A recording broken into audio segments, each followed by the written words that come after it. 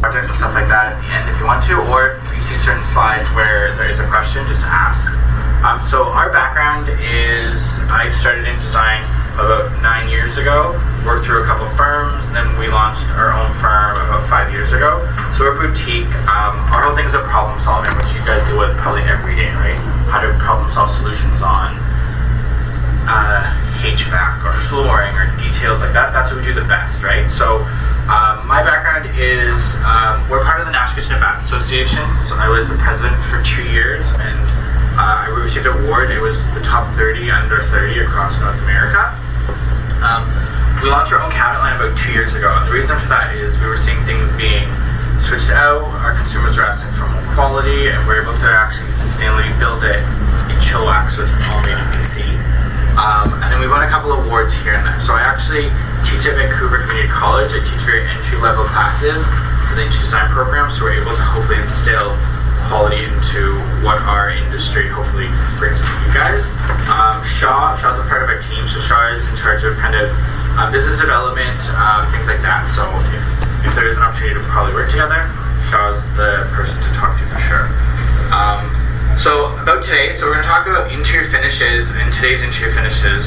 So we're going to talk about kind of who our customer is and what we're seeing or thinking we're seeing in wants. So what they want out of things today by the food they're buying, the items they're purchasing, and the clothes that they're wearing. We can kind of tell what they actually are looking for, hopefully in quality or product or ways things are actually installed. So kind of the boring stuff, the learning objectives today. We're going through kind of kitchen and bath. What is consumers today? What are they looking for? Where we're seeing the world kind of evolve, we're seeing it getting really into custom. So a lot of custom things. And custom to you guys, you might think it's like a headache. Why custom? This is a lot more work, a lot more money. Why? But it doesn't have to be. Innovation and industry changes. So what are kind of changing and evolving throughout now, coming from high-end or commercial or fashion that's coming down to residential homes that you guys are working on. And then technology, how that's kind of playing through how we have to deal with certain issues on site now because of technology. And then we're going to get into kind of things like steam showering and how to kind of build that, what consumers want, what we're seeing, what we've had to battle with, and then just kind of codes that kind of running through there too. Okay, so if anybody has a question, go through the presentation, just put your hand up or just bark out at me. That's totally cool because we can dive into certain topics for sure. So, core topics, LEED certification. That's kind of getting a big rep in BC. We're seeing a lot of commercial buildings built that way, but we're also seeing a lot of passive homes, homes on the island or Sunshine Coast or Kelowna that are trying to get off grid completely. And then types of materials, how that connects into possibly green, LEED certification, possibly into passive homes. And then just the different needs. There's some technology as far as bathroom and appliances that we can get into on those kind of things too. And then just functional guidelines, what we're seeing, what's code, what National Kitchen and Bath Association kind of puts out there for guidelines too. Does anybody know what the National Kitchen and Bath Association is? So it's technically a governing body for across North America. So they're called National Kitchen and Bath Association. So it's an NKBA. That's the short name of it. So what they do is they help with guidelines. So they set guidelines on workspace in kitchens, certain materials that we should and shouldn't. So it helps you and us have one kind of go-to, hopefully, standard for consumers, and then manufacturers also connect to those. So in North America, we ask our countertops to be 36 inches above finished floor. So then manufacturers that make dishwashers and items like that stick to those kind of main requirements, right? So it helps everybody kind of work together. When all these little Lego pieces come together, they fit properly, right? Yeah. Yeah, I get that all the time. Slow way down. Okay. No, that's cool. I thought I was talking slow. I talk way fast. I do, sorry. I got lots to say. So the world of today is consumer. So I wanted to kind of go through this. So what we're seeing in our firm for sure is we're seeing people aging in place. So people that want to live with integrity and have a longer lifespan in their home, right? We're seeing younger families, we're seeing merging families, we're seeing young couples, so different type of innovation that we're seeing going through. So we're seeing items like this. So this is a smartphone. Everybody's like, yeah, what does that have to do with building codes? What does that have to do with steam showering? Things like that. But we're seeing things like Twitter, Instagram, Snapchat, all these other platforms getting somewhat important. And what that's showing to us is how they're communicating, how they're asking for things, how they want answers and stuff like that. So Apple Watches. Does anybody have an Apple Watch? No, nobody? Okay, cool. Well, Apple Watch has been a trend. So one of the studies that is done in America, not Canada, is that a certain percentage of people actually assume if they purchase an Apple Watch, they're more healthier. If people have it on their wrist, they're 62% more likely to be healthier. So we're seeing a trend in these things maybe connecting to health, which we'll get into kind of steam showering and stuff like that. We're seeing different types of chatting happening, right? Where people are going and why they're going. So this is going to kind of maybe play into how we're going to see items installed in our home. If these platforms are going to be played off of it, but this is showing how they're communicating, how they're buying. So one-to-one. So we're seeing consumers wanting one-to-one. So this might be pushing more on that trend of custom, and I'll kind of get into that more. So we're actually seeing communication. Does anybody have an Instagram account for their business? Okay, so we're seeing communication happening between these, right? These are emojis, right? So how does this actually play into bathrooms and kitchens and stuff like that, right? Why did I show up on the Saturday to look at emojis? But I'll get into it why. So today's consumer is completely different, right? They're getting more mobile, right? They're playing off of computer, laptops.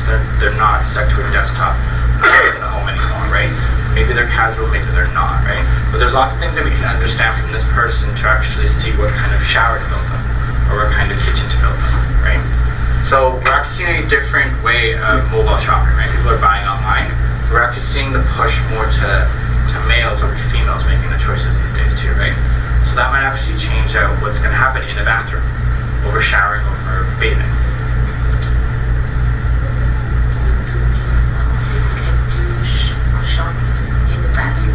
No, so just like we're seeing, so like new homes are being built. The trends that we're seeing coming through is maybe more decision making is happening by males over females, and I'll get into this a little bit more. So we're seeing the average age of shoppers getting lower and lower. Okay, we're seeing it more online shopping than we are seeing in stores. So when they're buying a tile, they might go to a tile website or Instagram to find out who purchased it. So they might look at their influencers, right? So maybe there's key people like Jillian Harris or certain people that have a good following that they're kind of leading people to buy. So they'll buy online a lot of the time. So they'll shop online or they'll investigate online more than walking into a showroom looking at 4 samples. We're also seeing the age drop. So the age now is 36 instead of 45. Kind of the main kind of purchasing. So that might show in what they actually want in product. So my parents' generation would be happy walking into, let's say, a Home Depot because they see a building that's going to be there if they have an issue to come back to it. Whereas a younger generation might not need that, right? And then the percentage of who has kids and doesn't. The income is actually changing a little bit. Obviously, it's getting a little bit more. Full-time employees to retired, right? The difference between that. So we're seeing people with kids that are making a little bit more money, that are actually younger, that are fully employed, that are male, that shop online more. That's kind of like a bigger trend for purchasing, right? So what that does to us, that shows that maybe the lifestyle of how the kitchen's built or how the bathroom's built is different. So maybe they want to invest more into a steam shower because of, maybe this male has 2 kids, his wife and him, they run a lot or they do other things. Maybe they don't have the time for a bath and a shower, right? Whereas maybe this demographic here, which is getting a little bit smaller in the actual buying, would enjoy that, right? So that's kind of like where we kind of see these things helping us understand maybe key trends or how to install things or what type of materials even, right? So like this type of consumer, what we're seeing is that they're thinking local, right? So they're making a choice to buy from a company like Spud for their groceries. So what does this tell to us? Like maybe they're thinking local, they actually want sustainable, healthy products, or maybe they want to make less decisions, right? They want to have it delivered, so they don't have to spend the hour at the grocery store. Maybe not, right? We're seeing things like this coming through, right? Like chef's plate. So this is, I don't know if anybody has taken advantage of these type of cooking, whereas this package gets delivered to your house once or twice a week, and it has in one bag, it has all of the ingredients, and it has a recipe attached to it. So same thing. This is kind of showing maybe that consumers are looking for less choices, more things. So the number one thing couples will fight over is what's for dinner, right? Who's making dinner and what's for dinner. So this might be that one thing that's taking away choices. Or it might be healthy, or it might be a perception that it's healthy, or it might be a perception that it's locally sourced, right? So those things can help us when we key into what to actually provide these future buyers or the clients that we're going to be working with. So this is a t-shirt by Lululemon. So this shirt has a metal thread all the way through it, right? It has stainless steel. It has a stainless steel thread in this top. So this is for running. So this top is probably about $80 to $120. But what this is showing is that somebody is investing more money into products that might help.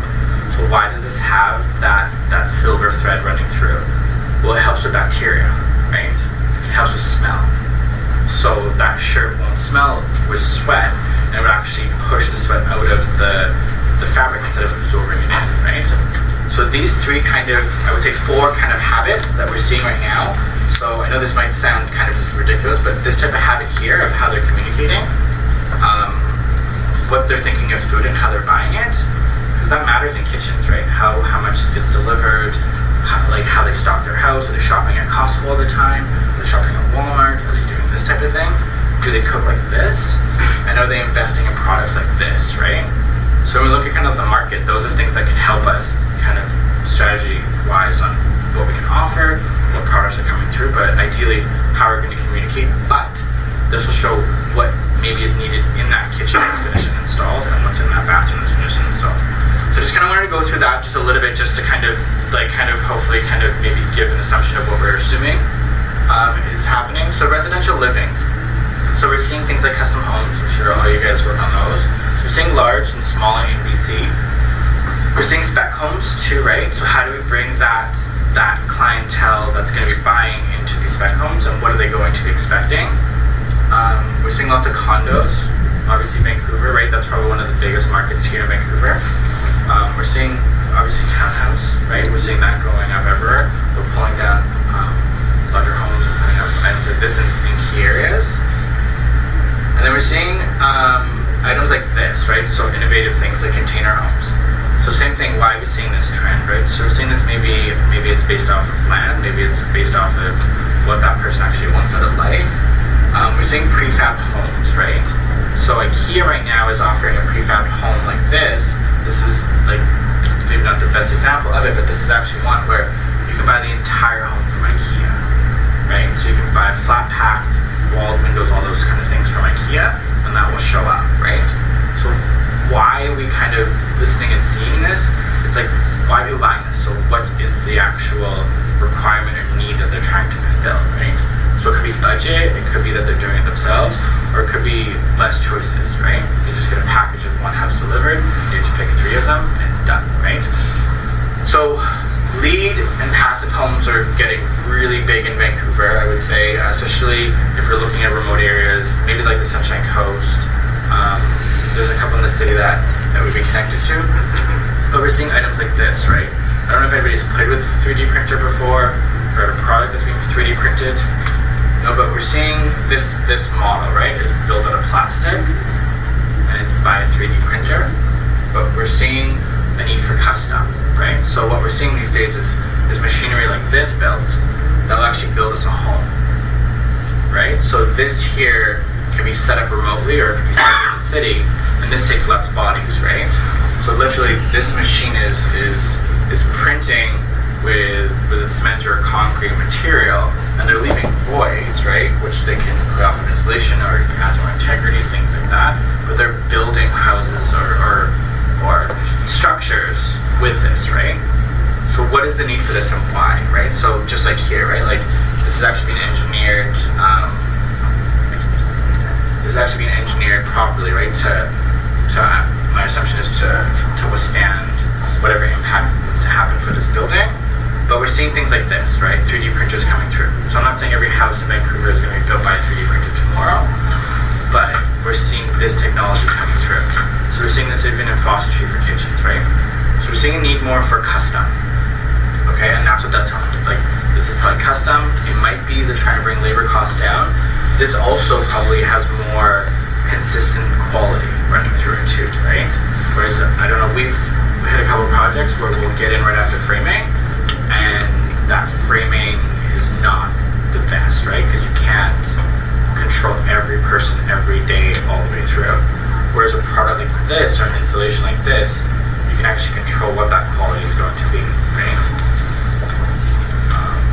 So health and safety, so this is, like I said, kind of what we pulled out of those kind of three main products that people were purchasing. You know, maybe it's the spud, food delivery, it's the buying, and it's that sure, we're seeing a big push for health and safety, right? So in showering, this is a steam shower here. So we're seeing items like you know, this is DTV Plus, so this is a controlled button unit that will control settings, all those things, right? But if you look at when I kind of talked about the icons, right, for on Snapchat, right? Whereas if you look here, they're going to reflect those type of things, right? So how do we play that through, and how do we understand how to build certain things with that, right? Yes, this is coming from Kohler, so they've pre-stamped what their icons and things like that are going to be. So steam we'll get into a little bit more later, but ideally we're seeing this coming through. So we're seeing items like this, right? Like chromotherapy built in. So chromotherapy is items that have lights built into them. So typically LED, and what we're doing is we're able to play with mood and feeling, right? So we're able to take somebody, let's say it is that couple, the male's making lots of decisions, he's out running, he gets back from the run, and he wants to now like relax, or you can get his energy back up. So blue and purple will actually relax and give you kind of a simpler mood, whereas red or other colors like that will actually give you more energy. So things like this might be a really relaxing shower right before bed, or let's say in the morning when you've got your two busy kids running around, or the homeowner does, they're able to have a shower with red LED lights in there, and that's able to give them more energy, right? So we're seeing consumers connecting more into that, right? So they're understanding. So this stuff here came from high level spa treatments and things like that, but this is getting more affordable for consumers, right? So we're able to install this into more homes. So we're seeing smart technology, right? How things are connected, and how does that all work, right? So we're seeing fridges and items like that connecting through. So this is connecting more into that kind of spud theory and stuff like that. So this fridge here, which is not on the market yet, but there is fridges like this, which are out. This would actually show you what's inside your fridge. This would take a photo of what's in there. So that would tell that company like Spud what to order you when you only have 5, let's say, eggs left in the fridge and your minimum is 6. Your delivery on Tuesday from Spud would actually understand to restock your eggs. Or let's say you have vegetables in there that are going bad, you would actually understand that head of lettuce will be ruined in 2 days. So either eat it or Spud will reorder it on Tuesday. Or it can actually understand things like your head of lettuce goes bad every week, so maybe we don't order a head of lettuce, right? So what that's saying to me is that consumers are looking for ways to get technology to take away things from us, maybe take away choices, things that we don't want to deal with, and want to go do other things, right? So we want to work more, want to play more, do other things instead of stocking the fridge and understanding that, right? So we're seeing that coming from high-level brands like Kohler and these guys here on what we need, right? So this is the fridge that's actually on the market. This is by Samsung. So same thing, it's connected to Wi-Fi, it has a touch screen, we're able to play notes, they like it connected to Facebook, share recipes, all things like that, right? So we're seeing that technology running through. So this is making more challenges for us as designers as far as lighting goes, electrical, all kinds of different things like this, right? How is that going to be seen? Is that actually going to be seen when somebody's trying to watch now TV and that's on when all the lights are on? We're getting more challenges on those type of things, right? So same thing, sorry. Talk slower. Samsung, same thing, right? So this is a washer dryer that connects to Wi-Fi from a smart device, right? So I don't know if anybody's woken up in the morning and they want to have a fresh shirt, right? there's steam settings in these where you can have that connected in. So let's say you get it at 5, your shirt will be done at 5:15, right? So there's things like that where we're taking choices away, right? Where we're making things more maybe more systematically built in and completely done for us, or maybe we just like the option of having a steam thing or understanding energy consumption too, right? So that device that can actually show you what you're using and not using from those things. So we're seeing compact living, right? So in Vancouver, we're seeing tiny spaces getting more usable, right? So we're working on a kitchen called Compact Kitchen. So it's millwork, it's engineered appliances, and we're able to fit kitchen or kitchenettes into small spaces. So this here is a 4-foot kitchenette, right? So we have a sink, we have storage, we have garbage, we have a fridge, and we have a cooktop. We're seeing more and more pushes for things like this, right? So when you actually look at families and how they can live off of, they can live off items like this. So I grew up in the UK, and our fridge was that size. So it was an under-counter, 24-inch wide fridge for the entire family of 4. We didn't have these monster fridges. Where we can get these? Get them from us. Oh, you guys make it? We're working on it right now. So we're gonna have a 6-foot and 8-foot sections of. So we'll have a fridge, dishwasher, cooktop, hood fan. We've engineered where the actual drain goes, and ideally our thoughts are that this could be delivered and installed by one person in probably one day. So we want like the plumber, electrician, cabinet maker, countertop installer, backsplash, be all one person that would get it all put in. So when we order a fridge these days, right? Let's say we order a subsidiary fridge, we know that our water needs to be, 32 inches off of the ground and 24 inches into the fridge, and our power needs to be on its own circuit and has to be this certain height, right? So when we deliver a certain setup of this, we're able to actually map out exactly where there is, so there is no questions, right? So what we're seeing is things like this. This was a little concept we played with a couple years ago. We're actually focusing in, and we're kind of almost there to have this fully launched. We'll have 3 different sizes and 3 different styles and just one kit, right? But ideally, in a 6 or 8-foot section, we're able to have a sink and a faucet, a dishwasher, cooktop, wall oven, storage. The actual items we're working on, they're a little bit different. It's more compact, but why are we seeing this? So we're seeing this because square footage pricing is increasing. We're seeing condos and spaces like that decreasing. We're also seeing families living together, right? We're seeing families merging, right? We're seeing the same plot of land. We're doing a basement suite, maybe we're doing a duplex, and maybe we're able to get a carriage house out of that too, right? So we're able to take away valuable space from these grand kitchens, put them into more livable spaces, or give a bath and a shower in a bathroom instead of giving somebody, a 30-foot kitchen. So this is a sink right now, and it's a 36-inch sink. But the really cool thing about this sink is we're able to play off of height, right? So instead of it just being 1 or 2 big bowls, we're able to play off of 3 different levels of height. So this top one here, I don't know if you can see this kind of these rigid lines, we're able to stack items. So we're able to stack, like this is a chopping board, this is maybe acts as a secondary sink to wash maybe one dish, or soak something, or clean vegetables. We're seeing things like this, which has a perforated bottom, so we're able to maybe rinse berries in there, or strain something, or defrost something, or things like that, right? Or even, chop on the chopping board, put our good product in here that we want to rinse, and put our bad product in there that's going to go to compost, right? So we're able to take a sink and actually use it as workspace, right? So we're able to kind of compact that stuff down. So we're seeing a lot of eco options, right? So we're building green in Vancouver, and why is it necessary, right? So when we look at kind of sustainable development you guys are working on, we're hopefully looking for water efficiency, right, in the house. So we're seeing that coming through. So we'll get into kind of like more steam and stuff like that. Energy and how the house is actually used. When it's being used, but also when it's functioning fully at capacity, or when it's not functioning at fully capacity and there's one person of people on vacation, how is that actually mattering?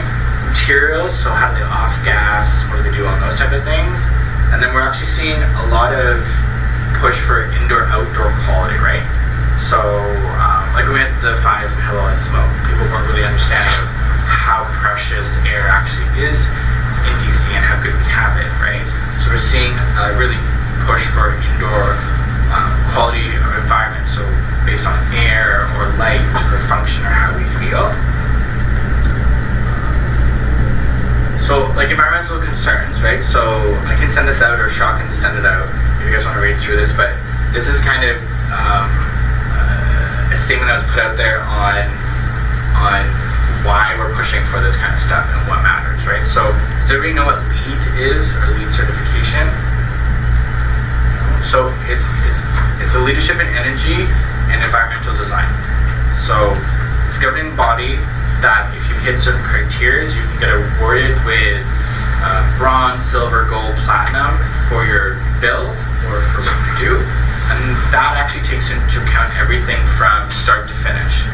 So that is you guys demolishing a home, to site prep, to actually how you build the house, to the materials gone into the home, to how the home actually functions for the homeowners that are living in it, right? So some clientele might buy into this and want this as a requirement on the building. We're seeing more push on energy standards coming up from California, which are meeting LEED certification, right? So before long, I feel like the way BC is being built, we're able to probably build homes very easily and cost effectively with these requirements, right?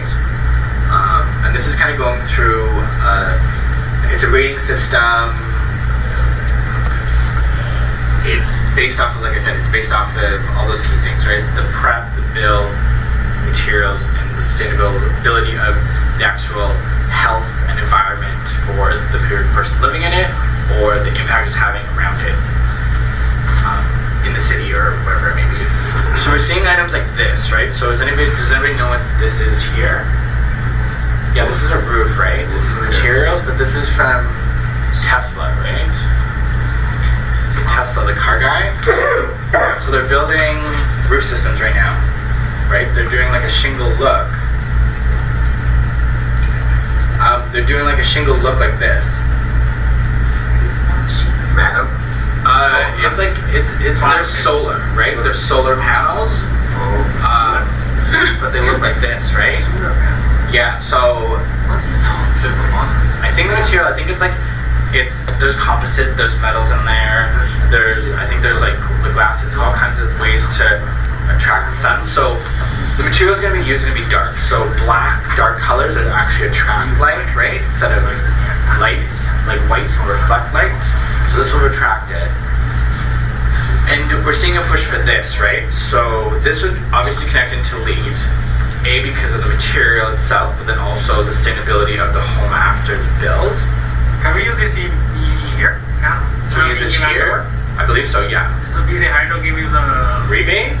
Yeah. No, I mean, does it connect the power? Yeah. So what happens? This super good question, because I totally would have just flown over this. So when this gets hooked up, you have to have a certain unit built up, but you can actually sell this back to BC Hydro.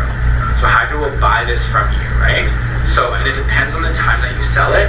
So if you're able to sell it at peak times and not use it at peak times, then you can make a little bit more than not, right? So ideally what BC Hydro's main objective is to, obviously with hydro dams, things like that, is store as percentage as we can, and we actually sell it off to the States, right? We sell it to California, other places like that, right? So yeah, BC Hydro, like this home technically. So when we finish that, we call BC Hydro to work those? As in the planning process, you would figure that out with BC Hydro. So you would be connected in both ways, right? So if no power is generated from this, you would be using BC Hydro, right? But then if you're able to store it and sell it back to BC Hydro, then it would go both ways, right? So then you would get a rebate or something like that from Hydro for selling that back, right?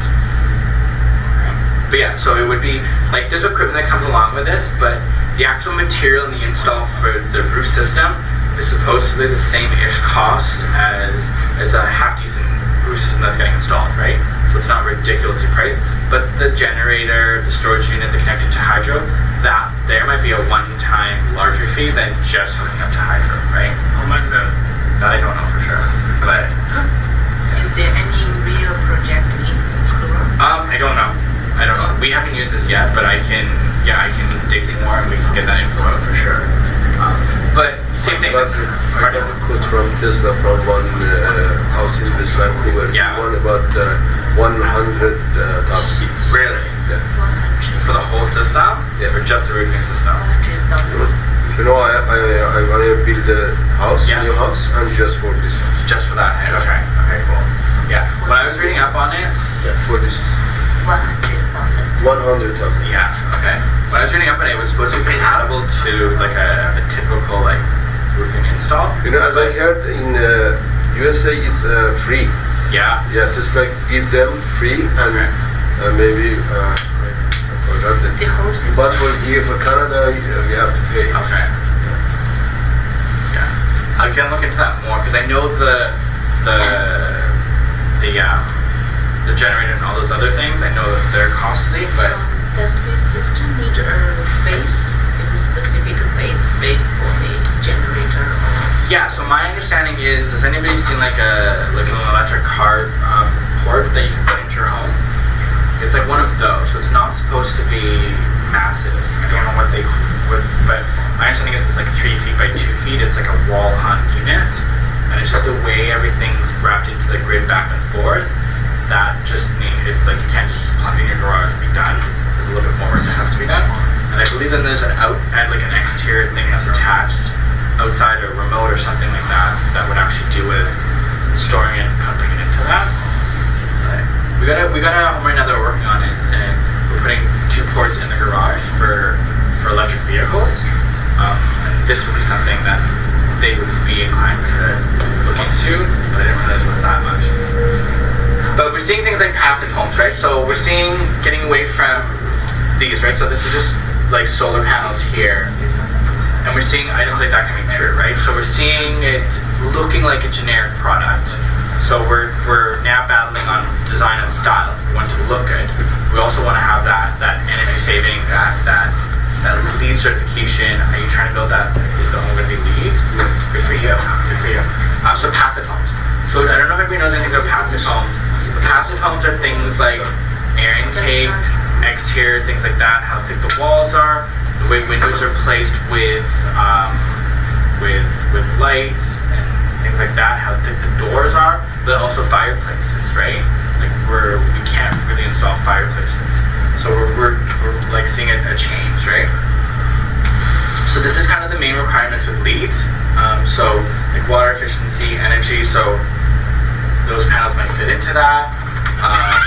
Materials, so if you're tearing down an old house, are you able to recycle those materials? Or all of your building waste, where's that going? What's happening to that? And things like that, and just how things are going to be worked. How's the site kept? Indoor air quality, things like that are important, right? So if you guys are battling for LEED certification, these are key things to kind of take into mind. So it's a point system. And the point system is kind of regulated between, you get certain points for ABCD, and then you can actually get minus points for ABCD, but you can get all different types of certification, right? So everywhere from kind of bronze, silver, gold, all the way up to platinum, right? Which like items like the convention center, the New Vancouver Convention Center, stuff like that, they're met to those certifications for how they were built, right? But this building was a $400 million building that ended up being an $800 million build, right? So was that certification worth it? Maybe not, right? But there's certain things, like so when you are actually in the building, like the glass is designed for certain things, right? To reflect energy instead of keeping it hot, right? The roof system is designed for that too, right? Their entire water system in there, right? So when you use water in a sink, it gets repurposed to the urinals and toilets and stuff like that, right? So there's actually a plaque above every urinal that says this water is not ideal for drinking. It's actually being repurposed. It's been used before, and it's now used for the urinals and stuff like that, right? So there's key things like that we can maybe take away and bring that into residential projects. So thinking like this, right? This is Dustin Gardens. That building was platinum.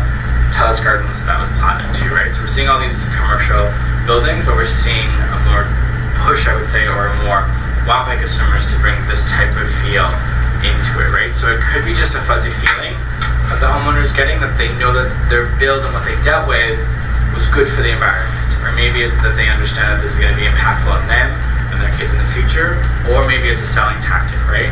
Maybe this brings in clientele that is going to purchase a home, or maybe your home is going to be that little bit extra in the budget over the neighbor based off of that, right? So that's what you guys to take away. So this is a passive house here. So as I mentioned, right, the walls are thicker. Like this is thicker here, right? You can't really tell by the windows, but they are thicker. Certain things on the doors, the way the windows are placed, things like that. So making bigger walls on a home might be smart for that plot of land, or it might not be, right? For the square footage needed. But there's certain things like that with passive, right? So when we look at kind of like resources, we look at places like this. So this is a non-profit organization called Lighthouse, and these guys deal with like research. So they'll help you guys research certain things. So like Tesla, they would probably do that research for you and figure out how to bring that into Canada. They might actually be able to figure out how to get rebates or all those things for that. They'll do advocacy, so they'll fight for certain things. So they'll fight for, you know, if you're trying to do something that's bettering something, they'll help you. They have lawyers on staff, engineers, architects, designers, past, you know, urban planners from the city, all that kind of stuff. So these guys are a really good resource off of big picture items. So if you're trying to redevelop something, down to micro in small materials. So if you want to do a certain core flooring, these guys might be able to help you figure out how to connect it to LEED, or just something that is maybe your homeowner has really, really severe allergies, and they just need to connect things to like low VOCs and stuff like that, right? So they're a good resource, right? This is their website. They're called Lighthouse. They're downtown, but we can use them for all different kind of things, right? So I think that's a really good thing for you guys to tap into. So Key Lake building codes, right? So I'm sure you all know what building codes is. It's a document. NRCC is kind of written the traditional ones and kind of built it out there. You know, we've had certain revisions for Vancouver and other cities and stuff like that. And ideally, it's to kind of keep public safe, right? That's ideally what it's doing, right? Is to keep the public safe. They're pretty much procedures and standards for how we as designers and you guys as builders connect with materials, how we install them. So things like thresholds or heights of stairs or widths of doors, things like that, right? All the way down to now we have to put USB outlets in certain kitchens and stuff like that. So they kind of go from like macro, like big things, down to micro, kind of tiny details, right? Which I'm sure you guys are all aware of. I'm sure you guys have all seen these documents before. So why? So the codes and standards, they're set up by federal, but provincial, we're able to zone in and make them a little bit different. And then obviously municipalities are allowed to do the same thing. And then it's based off of work on certain square footage. And same thing, we can send these documents out, that's no problem. So does everybody kind of understand like what ICC does, like the International like Code of Council? Or the national, so ideally these guys are setting up things, so like they're fighting for just safety, right? So they want safety for consumers or general public. So what they're doing is like these guys here, they're pretty much dealing with fire, right? So everything we deal with, how does it burn? How is it going to off gas? How is it going to build up smoke, right? So in traditional homes, the one thing that would kill people is going to be smoke over the flame from a fire, right? So it's things when we pick a wallpaper for a certain setting, they want it to be a certain burn through, right? Or same as doors, right? So this is a lot heavier on commercial buildings. So maybe like a building like this, where they would want certain fire walls or certain doors to be certain thickness so they don't burn as fast, right? So one thing is the fire spreading for sure, but the burn ratio on there is also set up based off of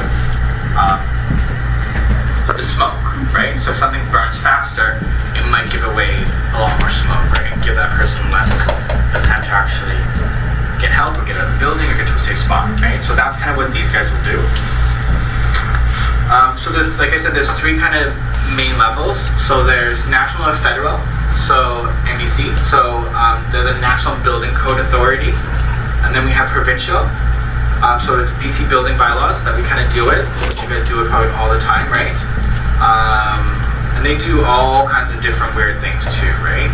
Like they do like the liquor control boards, and they're all kinds of different things, right? Which is kind of crazy. And then the civil and municipality, right? So it's when you're dealing with that house in West Vancouver, it's zoning into what they're actually telling us to do and not do.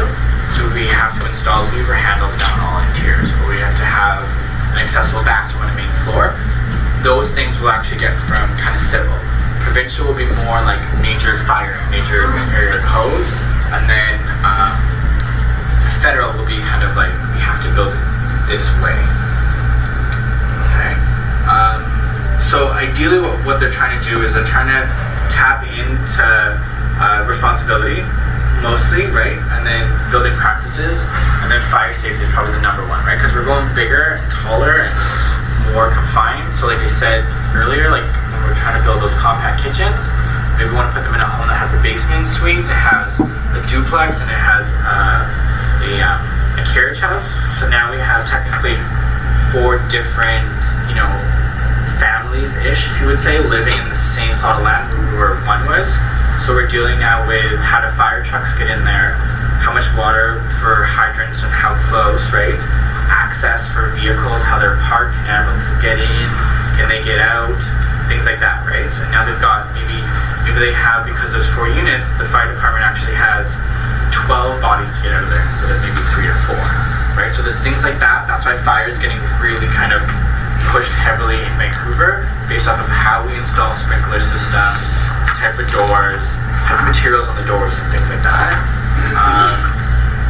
So it's pretty much health and safety and just the welfare of the general public that we're kind of dealing with. Local bylaws, like I said, we should get into more. They get into more like stricter things that we're able to do.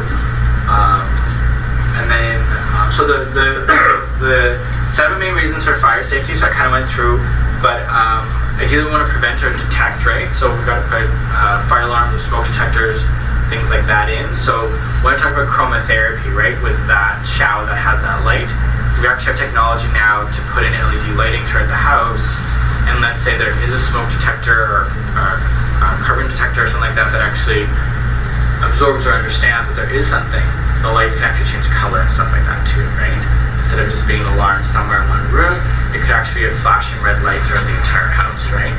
Or it could also turn to green, right? Because green can actually help with exits and help with things like that. So I would say it's to allow people time to get out of the house. So that's why we even have certain widths on certain doors. It's not so much that we can get a bed or a sofa in. It's actually more on accessible, maybe for a wheelchair, maybe not, but it's how to get in and out of the house if there is a problem. We're seeing things like materials on doors, right, or wallpaper selection.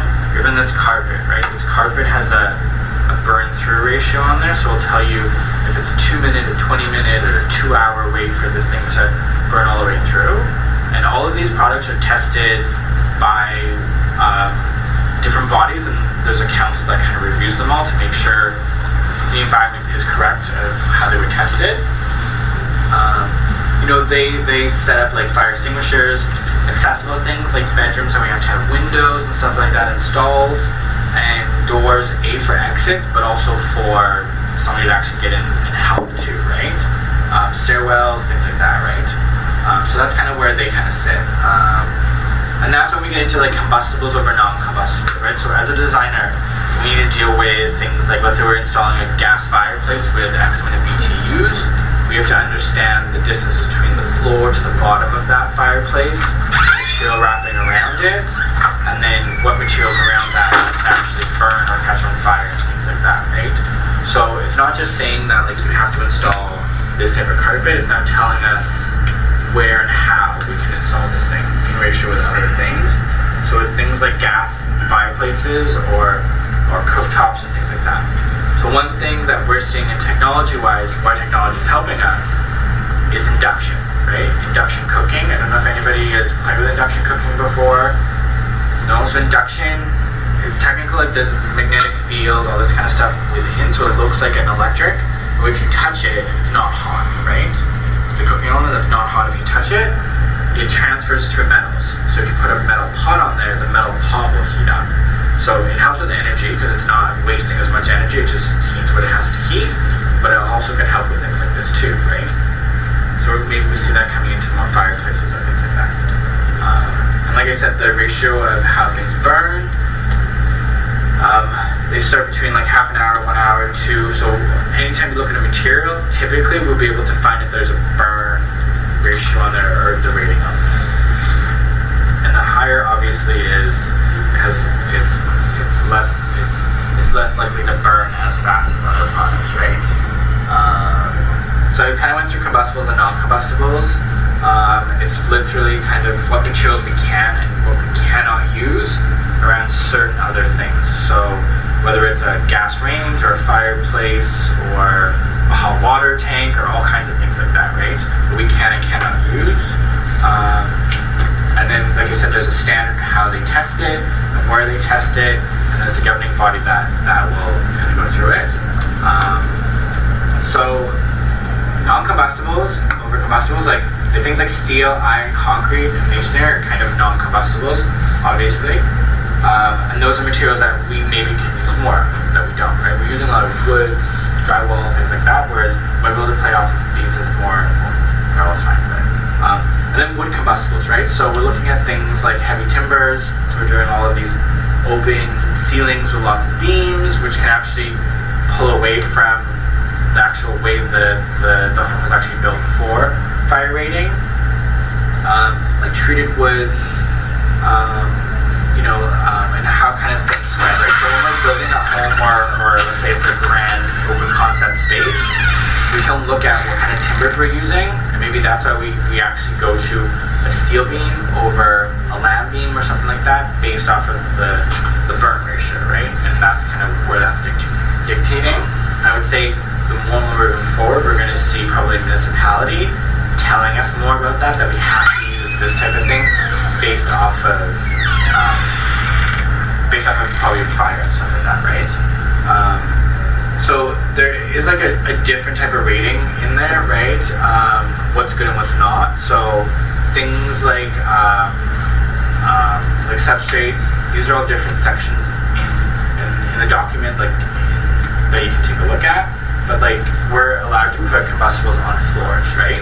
So we're allowed to do wood floors, and we're allowed to do carpets that can burn and things like that, right? We're allowed to do cabinetry, obviously things like that can be combustibles. But things that cannot be is like a lot of building structure and things like that needs to not be, and then certain like kneeling elements and stuff like that. Okay, and then kind of same thing. There's ratings on different ceilings, different walls, different thicknesses, things like that can actually play into that, right? So if you're throwing off a wall, let's say you're putting like a wall hung pot filler or something in a kitchen, the material used for that, we might want to play with it more as a non-combustible than a combustible based off of the material that we're putting in front and also behind it, right? It's kind of the same thing. So combustibles, like interior finishing, right? So wallpapers, things like that for residential, we're allowed to play with combustible materials on that, right?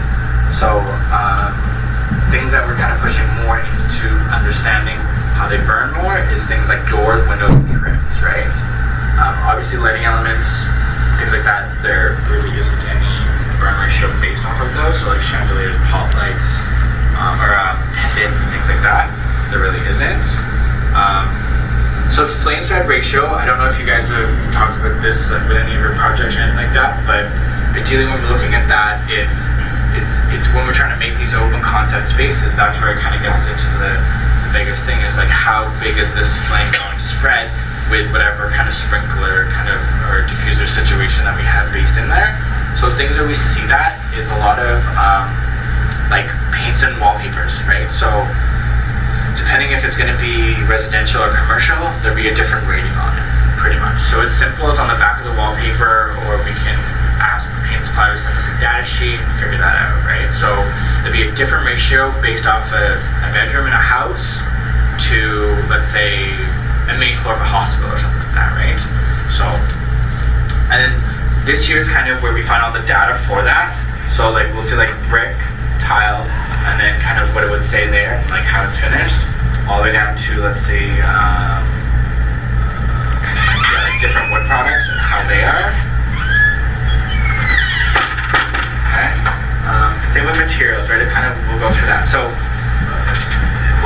take away from this is just like for residential, commercial is a lot different, but just what the material is and how high or how low it is, right? If this is something that's really serious, or if we're dealing with something custom or completely different. Okay. And then just different places that we have to install things. Like this is called like if it's this is more commercial stuff, but like corridors or elevators.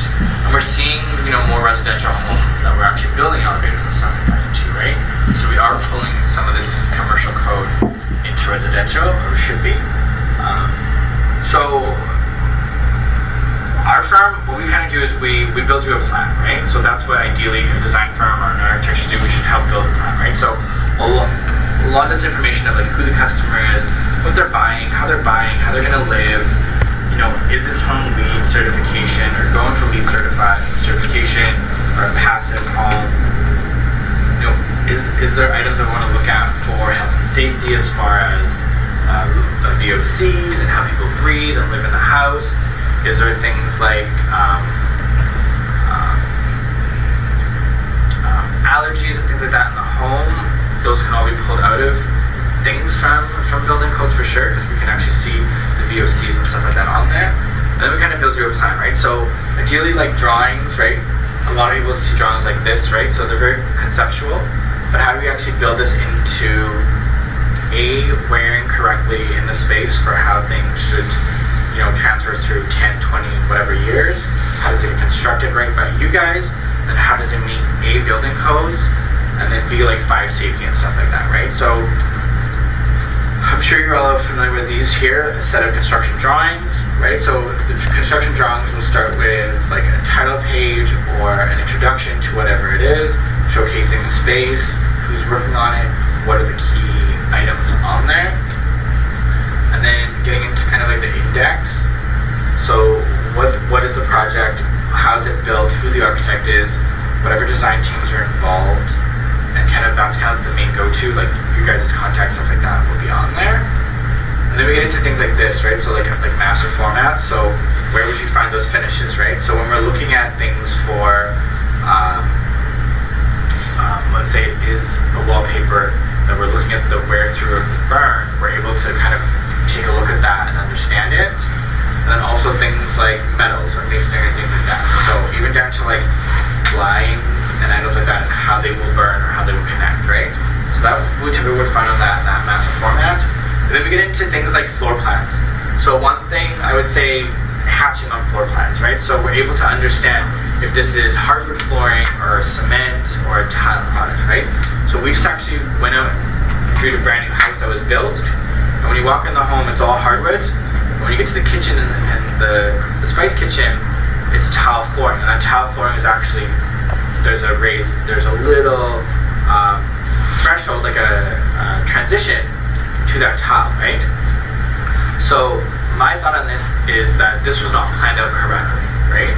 So this tile actually ends right behind the island, so you're not able to actually install any stools, because the front legs of the stools will be sitting on tile, and the back step of the stools will be sitting on wood. But they're also now 3/4 of a difference in height. So if anyone's like swivel or move or tuck their chair out, there's a possibility of falling over or breaking that transition, right? So things like this, hatching on drawings, I would say is important, because what you can figure out here is like, this is a certain material, but then this is what material that goes into here, that goes into here. So we're looking at more kind of open concept spaces. We don't have these doorways, right? We don't have these guys here to actually dictate or stop that transition. So when you're kind of building or looking at items like this and you're looking at the hatching of the floor plan, you can understand what the substrate needs, right? So there's a different substrate needed for engineered flooring over tile. Maybe you want to heat that tile. So we're playing with the thicknesses, right? So one thing I would say for us is understanding how to make that flush, right? So wheelchair accessible or like tripping hazards and stuff like that on there. So I would say that's one important thing from kind of key floor plans. So like I said, the floor covering schedule, so like carpet, whatever, like we're doing marble here, so how do they transition in height, right? And then the backing, so what we'll figure out is like what the substrate is, what the backing is needed, needed? You know, is there a mortar? Is there like a heated flooring that has to go into underneath this marble? And how to get those transitioned correctly and made the same height, right? And I would say as you guys as builders, that's also going to take it from maybe a very generic home to more customizable details, right? When somebody walks in there and understands that everything is one level and your transitions are correctly installed and there is no little humps on these little T's and stuff like that, it makes it to a more luxurious home, right? All that is though, it's a team like us connecting in properly in the beginning and understanding what they're going to be. So we've actually seen a project that we walked into also the same thing. So the builder assumed that a certain material was going in on the main floor, but a different material was getting installed there. What actually happened is that first rise in the treads, because that flooring actually turned out to be thinner than what the contractor actually understood, is that stair there was not to code anymore, right? So it's things like that. When you understand what the floor material is at framing stage, you can understand how all those details are going to work. So that stairs really was not going to pass, right? Because it was literally the first rise and tread was not the exact same height now as the rest of them. Just because the builder assumed it was going to be something, and the design team that was working on it did not communicate that early enough, right? So just like here, right? Just a different hatching and how to, like this is the exact example, right? Right here. So it was actually a foot more out, but the tile ran straight across here-ish, and these stools right here were sitting on both of those, right? So that literally is one, like, 20-minute conversation that should have happened way back in the framing stage that never happened, right? Whereas you can make that now perfectly transition through, no issues with stairs, none of that kind of stuff, right? So when we're looking at interior, like, drawings, we're typically sending them at quarter-inch scale. And then we kind of deal with symbols like this, right? So ideally when you look at a drawing package, you're wanting more information. That's ideally what it is, right? So your first floor plan is showing you what's on there. Your elevations and stuff like that, like this A6 will actually show you where to go, right? It will show you what page to go to ideally and where to find this elevation. And then your elevations will show off into details and sections and things like that. So ideally what a draw package is like for us that we create is it's getting more information, right? It's digging through. So these guys are what you typically find on a drawing set for that. So materials. So back to the hatching thing, right? I think this is super important that a lot of people kind of miss over is where we're actually hatching and putting materials on the drawings. They'll matter as far as prep work goes for you guys, possibly budgets for you guys, right? If we're looking for polished concrete floor instead of just a generic garage concrete floor, it's completely different on your budget, right? So I think if this stuff is taken into account and actually put more energy into prior to construction or at framing or right before framing, we're able to kind of hit all those things away, right? So then we get into like interior elevation. So we show things like cabinet details, like how it kicks in, trims around doors, windows, cabinetry, tile backsplash. Where this helps out with code and stuff like that is clearances, right? The clearances between the island and this peninsula, or these two islands, and maybe the fridge. And that's where governing bodies like the NKBA come in, so they kind of preset certain standards that ideally architects can tap into more. You guys can, we can, so everybody's kind of on the same page. So we're working on a project right now, and it's a pantry and closets. And what's happened is the architect has gone and laid out the closets, and the house is getting built. But when we actually ask the customer what they want, we're not able to give them what they want because the architectural drawings look like they can have like the master, for example, for the master closet. They have a U-shaped hanging system in there, and they want to install an island. When we actually get down to the actual measurements, they're not able to make that fit because of clearances and stuff like that, right? Whereas if the architect was understanding these clearances, they were able to thread the walls correctly, right? I got that. Yeah. And back to the about the stool and the upper cabinet. What's the clearance because the upper cabinet? Yeah. Upper This? cabinet and Yeah. and the upper cabinet and the stool. Yeah, I think these are windows. Oh, that's window. It's not but- upper cabinet. No. But like this is actually not our drawings. but I think this is just like a hand drawing. But ideally, so above finished floor, so we have from above finished floor to top of countertops is 36, right?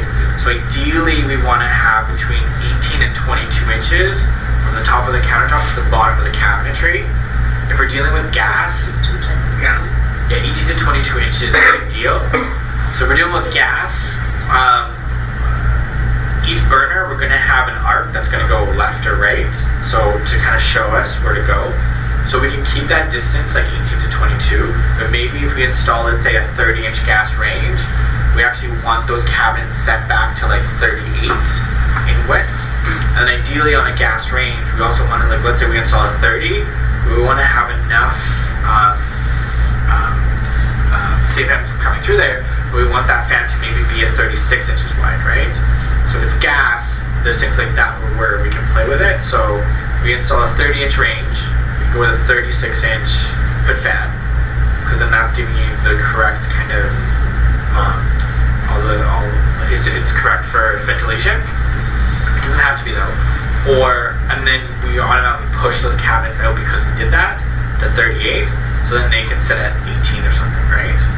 So two things that we're hitting right now with consumers is things fitting underneath, right? Like they've got their Vitamixes, all that kind of stuff. They want to fit under the countertops, but then also not being too tall for them to reach into. So ideally like 18 to 22. What do you mean? So you put a bigger hood fan over, like a bigger hood fan over a small gas stove, right? Yeah, so especially like, gas, like if we're doing like a 30-inch range, we'll typically install like a 30 or a 36-inch hood fan. And then that pushes the cabinetry away automatically. So it pushes combustibles away, so we're good for that. So but if we have a 30 and 30, then how high are the cabinets? Yeah, so it depends on... Do like a higher and then go back and lower? I mean, you could, right? It depends, like ideally when we look at the specs from the range manufacturer, they'll give us where combustibles have to sit. So we'll kind of build that arc. And it typically is kind of like an arc where they kind of telling us it has to be this far away. So a lot of pretty kitchens, especially like ornate kitchens, they're showing these cabinets that come all the way down to the countertops, left and right of the range. Like that's not too close, right? Like we can't install that. We can if we wrap it with like let's say a stone or a stainless or something different in there, we can. But if it's like cabbage with like a paint or like a wood or a laminate, like that's a combustible, we can't do that, right? So ideally, like industry standards is 18 to 22 from the top of the finished countertop, to the bottom of the cabinet, right? And you gotta understand that too, is when you map that out, if you want to add like a balance to the bottom of your cabinetry, right? That should be within that too, right? It shouldn't be 18 and then you add a balance to it, right? Or when you're actually getting low voltage wiring running through for all your pot lights, right? Or pot lights, like under cabinetry lighting, right? Whereas that's actually going to sit. So the electrician should know that early on, and so should the gas guy, right? Okay. And then things like this, right? So then we see kind of elevations from the floor. So we're seeing a floor plan just showing what an elevation will look like. So that shows you kind of how high and how wide and whatnot for certain things, right? Then we get into sections, right? So a section, I'm sure everybody understands what a section is. So a section will give you more detail. So a section would hopefully show you why we're installing the cabinetry at that level, right? So this will show you that it's like cabinetry and range and all that kind of stuff. But the section will show us that like we're allowed to push this cabinetry closer to the range now because we're actually installing a brick or something on the right side of that cabinet, which is now considered a non-combustible, so we can be closer if we want to. Excuse me. Yeah. When you do the designing of the to treat, different nature of people and different dimensions at the countertop, kitchen countertop, or laundry countertop. Yeah, totally. Do you mean just like different clientele, or just different like ethnical backgrounds, or? Yeah, like Asian people, your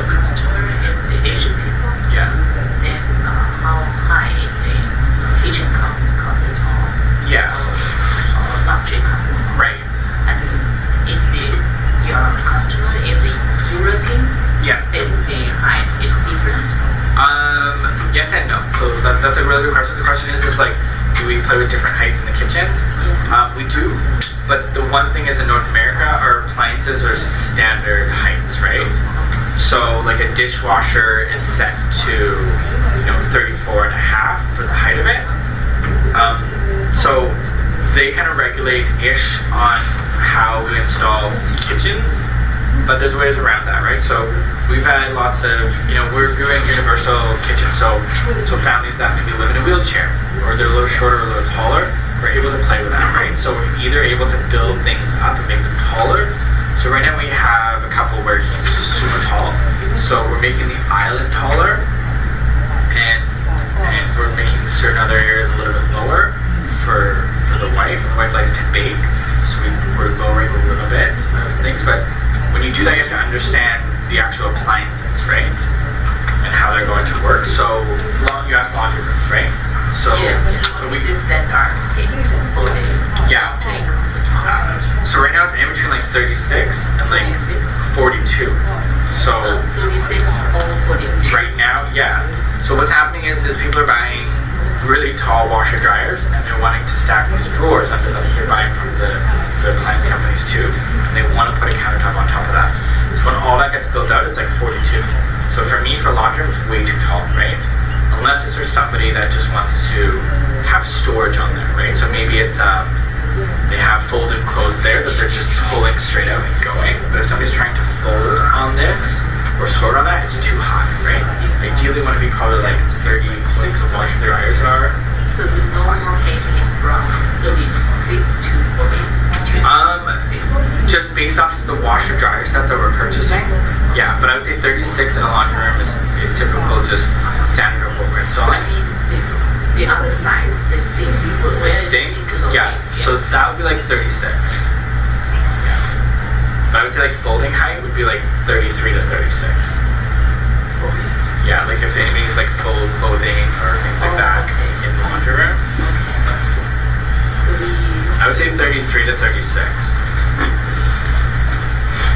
And then when we get to interior elevations, it shows kind of those combustibles and that kind of stuff, right? So that's where you guys can look and actually understand what we're going to map in there and play with on those different materials. So interior sections, we're sealing those out at 1 inch to 1 foot. Right? So the idea of that is it's a larger drawing, and it's a larger drawing based off of the fact that like there's more information that needs to be found on this drawing. There's more detailed information, right? So maybe this here we want to show the actual glazing, the thickness is here, how we want that door built, what type of materials going here, things like that. And this says like P like 7 and 5, so that would go back to a schedule. And on that schedule, you would see things like the wear layer, how things are the burn-through ratio, things like that, right? We see details like that, how things are to put together on those, right? And then interior details could be anything for scale. So this is 3/8, but we can make it anything, right? So if we want to show it bigger or smaller, so you guys can understand it, we'll make it what we have to make it, so you guys can understand and see it, right? So this is a good question about the cabinetry, right, on where to put it for the height, right? So like here, how high to install those things and why. So we'll actually showcase the materials, right? So right now this is a laminate countertop, whereas that could be stone or something, right? Which we can change, right? And then actually understanding the thickness of this. So right now that's shown in as like 1.5 inch thickness. We're playing with 1.25 or 3/4 thick countertops. So that will matter on the dishwasher, how that fits, or how that gas range lines up properly on top, or if the distance is actually going to be like 18 to 22, or if it's going to now be, 22 and a half because we just changed the countertop material. So that kind of matters also. As I mentioned, like that countertop there is 1.5 inches, right? So it's showing what detail that is. And this is an interior millwork detail, right? So we show exactly how that is supposed to go together. And then what type of materials, and then as you can see, like there's thicker lines on some of these, so it actually dictates that like this is a 3/4 inch MDF, but there's a plastic laminate on the front of this, and this is a plastic laminate which is as to the schedule. If that kind of makes sense. So interior moldings and stuff like that, millwork finishing. that's where you would see also details drawn up, which would show you not only how things should be installed, but the materials, right? So come back to that hatching that we looked at earlier. So this like T-64 trim has a different material to possibly this guy here, right? So why? Maybe it's the way that material only comes, right? Maybe it only comes that way, or maybe there actually is a reason there for burn ratio and things like that, so you can ask or find more information if that's why, or if it's just gypsum or whatever it is, right? So there's a lot of key information on these things that might just look pretty and designers are just playing with them just because they want to, but a lot of it is thought out processes sometimes, right? As I mentioned about like layouts, right? So when we looked at that hardwood, right, to the tile, that's what you're going to get a custom house, right? That's what people are going to understand the details and what you put into it if you kind of get these things mapped out correctly, right? So let this tile detail here, if we want to showcase this and we're transitioning into hardwood, how to make that exact tile and figure out the thickness of what that tile is on how it needs to be installed to get that exact thing. So typically what would happen on a tile layout is you would get a design, it would show you all the codes for all the tiles, what the size of the tile is, where the start line actually starts from. So ideally we're telling the tiler, you map out your layout, we want you to start your layout from here in or from that wall over, because that's one of the biggest questions asked, or do we center it from the center out, right? So that's where we kind of get that information. And then here we get kind of like a data sheet on what a product is and where to find it, and then that would go somewhere else to get like all those other ratios. And then same as the interior detail, right? So we're seeing things like this coming through a lot. This is more commercial than anything, but you know, braille or how the symbol is or what it's made from. So all those things matter, right? So this actually might come out of code, right? So code might tell you that you have to have braille. It might have to be from aluminum. We have to have that person in white, right? So things like that we have to kind of go back to. So sometimes it's not so much just we're making it pretty. It's actually that city is telling us for this commercial space, we have to install or build something like this, right?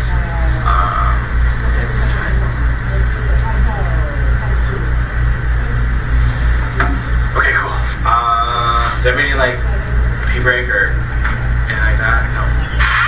Do you guys want to take a little break? Yeah, okay. Yeah, I talk a lot. I talk really fast. Okay, maybe let's take like 5 minutes, 10 minutes? Yeah. Okay, let's do... It's 11:22, so let's do like 11:30, okay?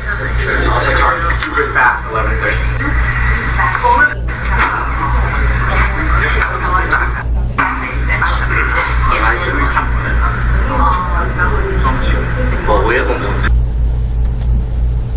The cabinets go and how wide, that data sheet will tell us that.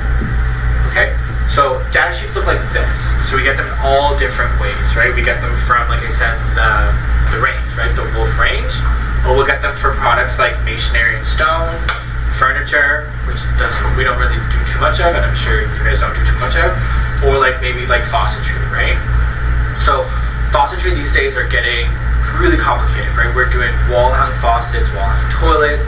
We're doing shower systems that are built with multiple different body jets. We want to do an electric control system or not. So these data sheets matter, right? So it's not just a typical like, this is a faucet, this is a sink, just go for it. There's so many different things that we're trying to do with these things these days. So what we'd find on there would be things like sizing, codes, that thing manufacturers, all the contact information from the manufacturer. But this matters to us most, right? So sizing. Yes, this is just a faucet. So each product has its own Data sheet. Yes. So if you're working with a good design firm, they will either get you that data sheet for every product or they'll make one, right? So let's say we're ordering a tile that the manufacturer doesn't have a data sheet. We would get a sample of that tile. We would make you a data sheet, right? So ideally, every product going through there will have a data sheet. And then, let's go back. When you look at, so like here, MR-60, that would connect to a data sheet. So that MR-60 there would show exactly what it is, how it has to be installed. Same as like P3, P4, whatever that is, would have it, right?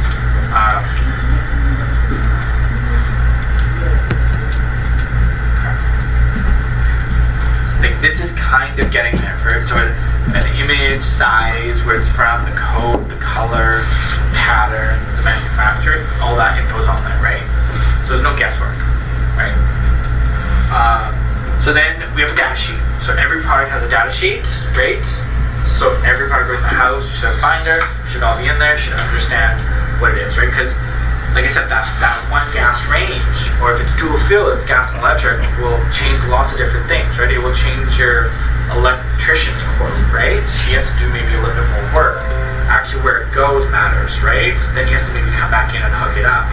Maybe gas that doesn't have a pellet, maybe, or it doesn't need a igniter for a pellet light, it doesn't need an electrician. Then also the height for the cabinetry guide, right? Things like that. So then finishing schedules on there would show things like, so this is, let's say, that's a pretty picture of what it is, right? This is the name. That's where it's going. That's where you like get directly to more access for information, size, color, all that kind of stuff. If you're buying, is there a discount? Is there no discount? Have you connected to a rep yet? Is there a place to buy it? Is this the only place to buy it? Is this the recommended place to buy it? Who's taking care of delivery? All that thing.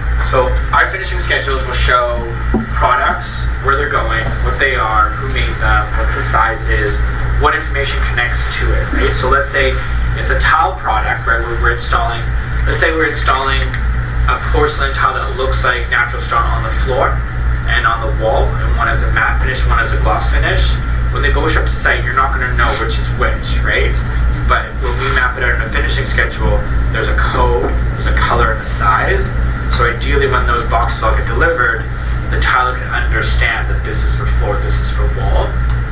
Then also like your grout. So ideally for the floor, we want to install sanded grout on the floor. I want to install non-sanded on a wall, or thinner grout lines, or on natural stone, or on glass, right? So ideally in the finishing schedule, we dictate what that grout is. So if you go and install a glass tile, and you tell your tiler to put white grout around it, they're going to maybe buy sanded grout. So sanded has sand mixed into it to make it less likely to crack, whereas non-sanded has like an acrylic additive. So what can happen is by not noting that as sanded or non-sanded, your tiler can actually scratch your glass tile, right? By putting that on there. So ideally that's the information that's going to be found on a finishing schedule. Okay? So then we get into like doors and window schedules, right, which I'm sure all of you have seen before. But ideally we'll show like a code which reflects the door and reflects the floor plan, size, things like that, right? So things that help here is framing. So what we're dealing with right now is we're dealing with doors that are coming from Europe. We've got like a couple doors that swing a little different, right? We've got one door right now that has wood, glass, wood, but there is actually no stiles or rails connecting them together. So it has a different like pivot system. So if somebody just looks at a floor plan, they're not going to understand that information. But here's where they would find it, right? Or how things swing set up a floor plan, but on here it would actually dictate it and actually tell you exactly how it swings. Or if we're actually installing a product where we're dealing with fire rating, right? We can actually ask for that fire rating on this, right? So that's where we would find all that type of information from a firm. Roof finishing schedules, so these are used quite a bit, which are important. So this could be done for flooring or for walls. So here it just lists out super easy. So it says like CPT, which I think would be carpet, VCT, which would be like a 12 by 12, certain type of tile, and then CON, which could be concrete, right? So this can help you guys out early on in coding phase, right, on building your budget, but also helps out in, like I said, those details again, right? So there's multiple different ways to find out what that is. So if these codes mean nothing, then you dig for, like I said, more information, right? So here, floor finishing schedule. So yeah, it's a vinyl composite tile. That's what VCT meant on this schedule. And then CPT meant carpet. And then CONC meant concrete, right? So things like that where you can kind of find more information from people like us. And then ceiling heights matter, right? So if we're asking for an 8-foot ceiling or 12-foot ceiling, obviously the architectural drawings will show those. but this is one way to double check that we're all on the same page, right? So painting schedules, we're dealing with this a lot more these days based off of, old school we used to just paint walls eggshell and doors were semi-gloss, right? Whereas now we're doing everything, right? We're doing like satin and mattes and high gloss and whatever, right? So this helps with finishes. This helps with wear finishes, right? So we can understand if this thing is going to wear or not. But we're also dealing with like low VOCs, right? So that's pretty much how a product will off-gas into a space. So we're dealing with like things like people with allergies, right? Or going for leak. We want products that are not going to off-gas, right? Or not as much. So that's where you can kind of find those like on an interior finishing schedule, right? Or paint schedule. So, let's say there is somebody out there building a quote on building this thing and you're like, I don't need it. There is some information on there that can be important, right? So this is typically what a designer would do. They would make general ideas and things like that, show you where they're going to go, kind of build concept, produce a design, show you where everything's going to go, pretty picture, all those things. Show hard finishes so you can touch and feel them. All those things are great, but what's really going to be important is your actual drawing package and all those details running through, right? The pretty pictures at the end of the day is not going to show how the details go together properly. It's not going to give you things on budget. It's not going to give you things on any of those. As much as those pretty pictures are great, they're not going to show you those things, right? So interior surfacing, walls.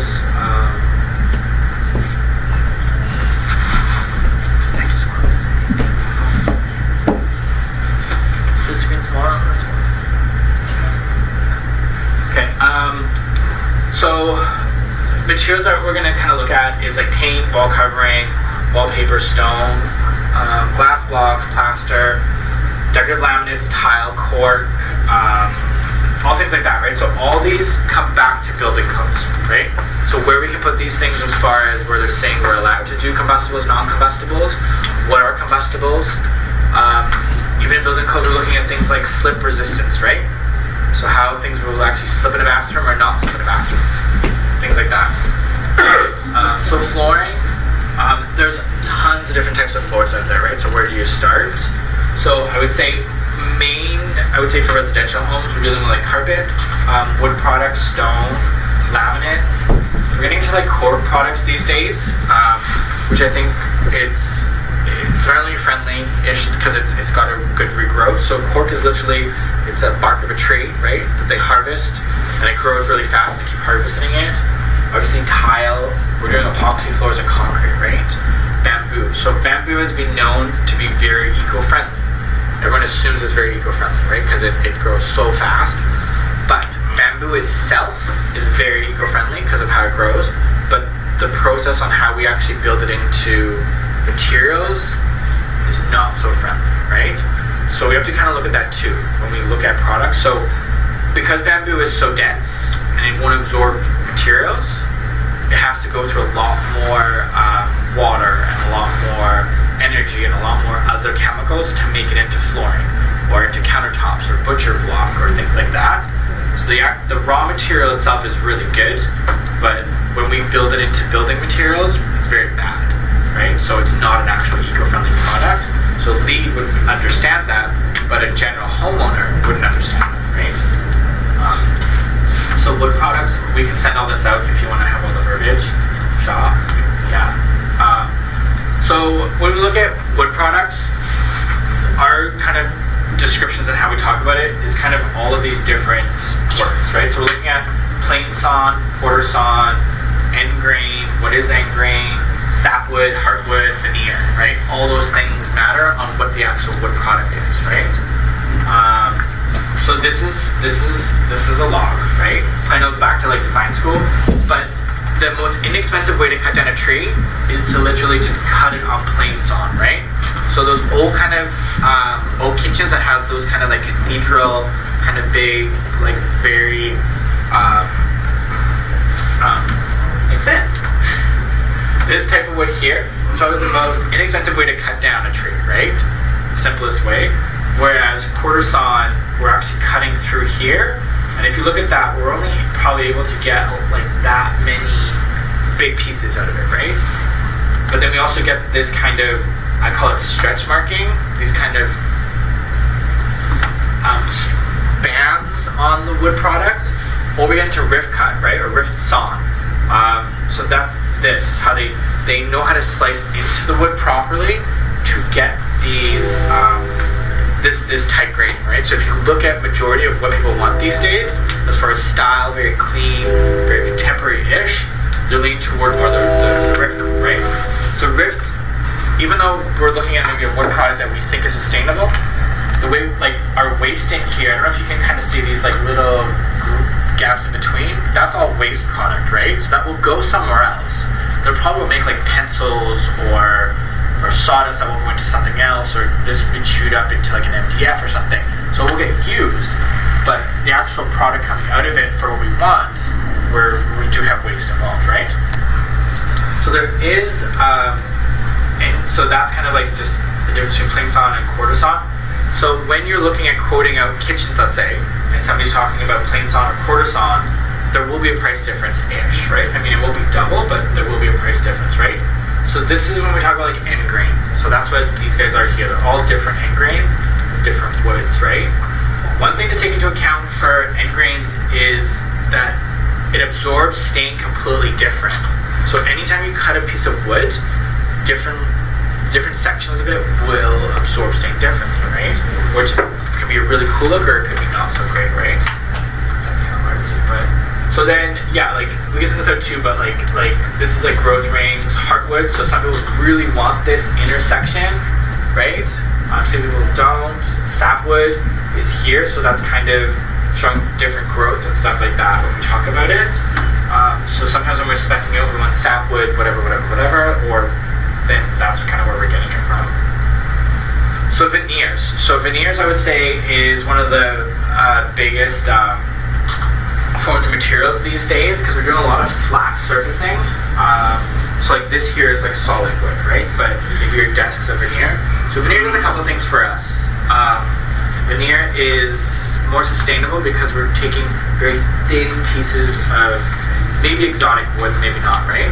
We're putting a backing on it, which hopefully is the same material. So when you get a good veneer, they'll do, let's say, oak on the top as a wear and a good, and then they'll do a rough side, and it's not so pretty. So I'm sure you guys have seen furniture plywood from, let's say, Dick's Lumber or something like that, right? When you see one side is really good, you flip it, it's not so great on the other side. Ideally, they should be the same material. So if it's oak, it should be oak on both sides. That's how you know it's a good veneer. And then we'll have some sort of like core. So that could be plywood, that could be particle board, that could be other things like that, right? When we look at kind of veneers, we'll send that out so you guys can take a look. I would say one of the main ones out there right now is we're dealing with a lot of oaks, things like that, right? So you guys might love this or might not, but this is a kitchen that we installed at a Vinia for BC Hydro. Well, I guess we did this not too long ago, but we did it about a year ago the first time. And we actually played with, this is just plywood from Home Depot, right?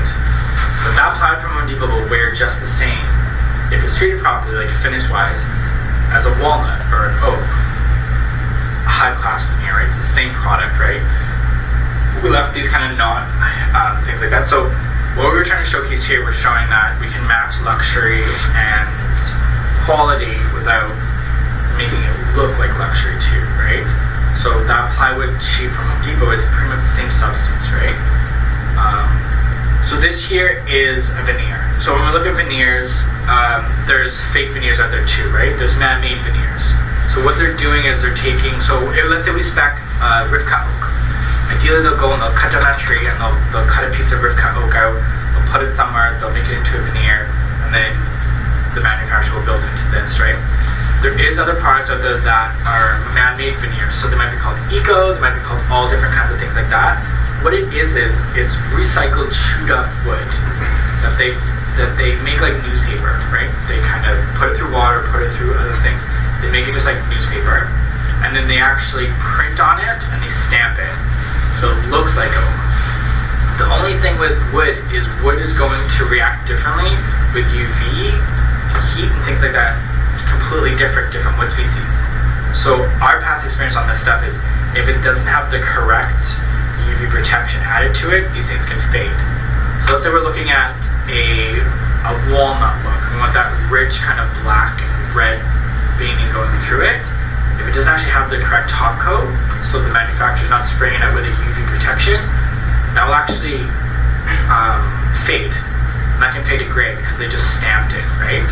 So things like that to keep an eye out. So when you are looking for, like this is a walnut here, it looks better on the screen than it does up here for sure. But same thing, right? Like this is real walnut, whereas if that was a composite or a man-made product, that might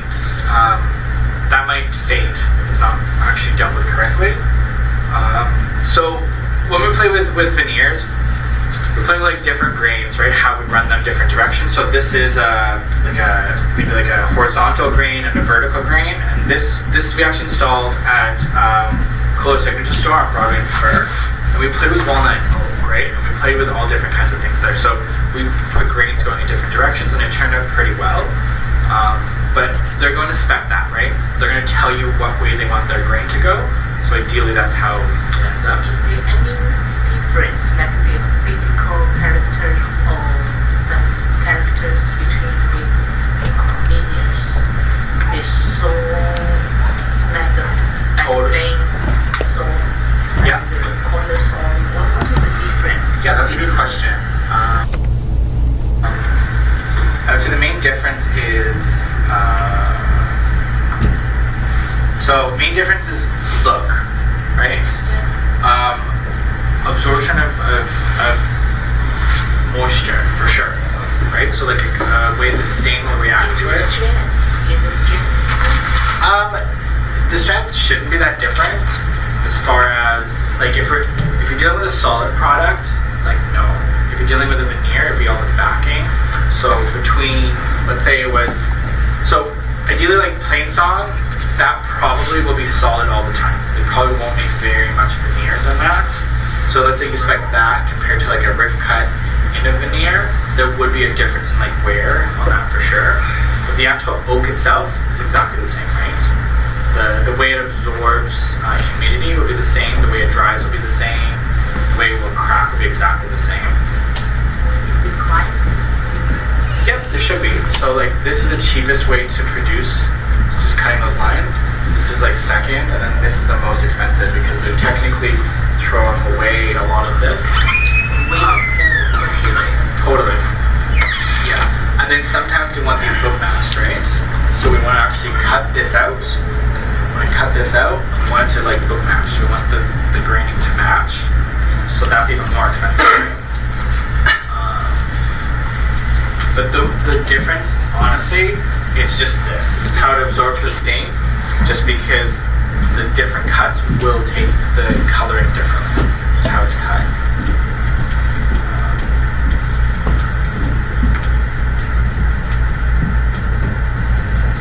Yeah.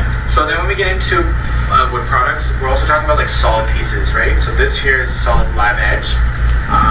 That's walnut. That's a burl of walnut. So we're talking about like that center of that tree. Like that's what this is right here. This is showing kind of these rings of more getting closer. So we wanted that blackness and stuff like that in there.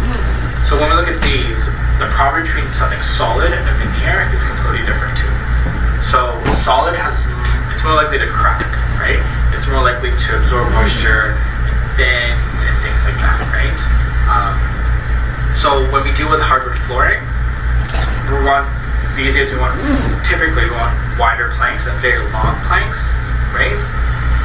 And we're even going so far that we're speccing out that we want every plank to be 78 inches long, right? Whereas when you actually cut down a tree and try and get 78 inches out of every product out of it, it's not consistent. So we're wasting certain materials to do this. We're taking the A grade and B grade's going somewhere else. But what we're doing is we're asking for this big product, which if we don't install solid wood, then it could buckle, warp, or it could crack, right? So then we're playing with veneers. So I guess the biggest thing is when we look at stuff like this is understanding where to put solid and where to put veneers. The nice thing in this is though, the actual veining matches all the way through, right? So the veining on top will match down the front to there, and it is a solid piece, right? The nice thing about solid is if you did gouge it or like you scratched it, you're not taking away the integrity of what that product is.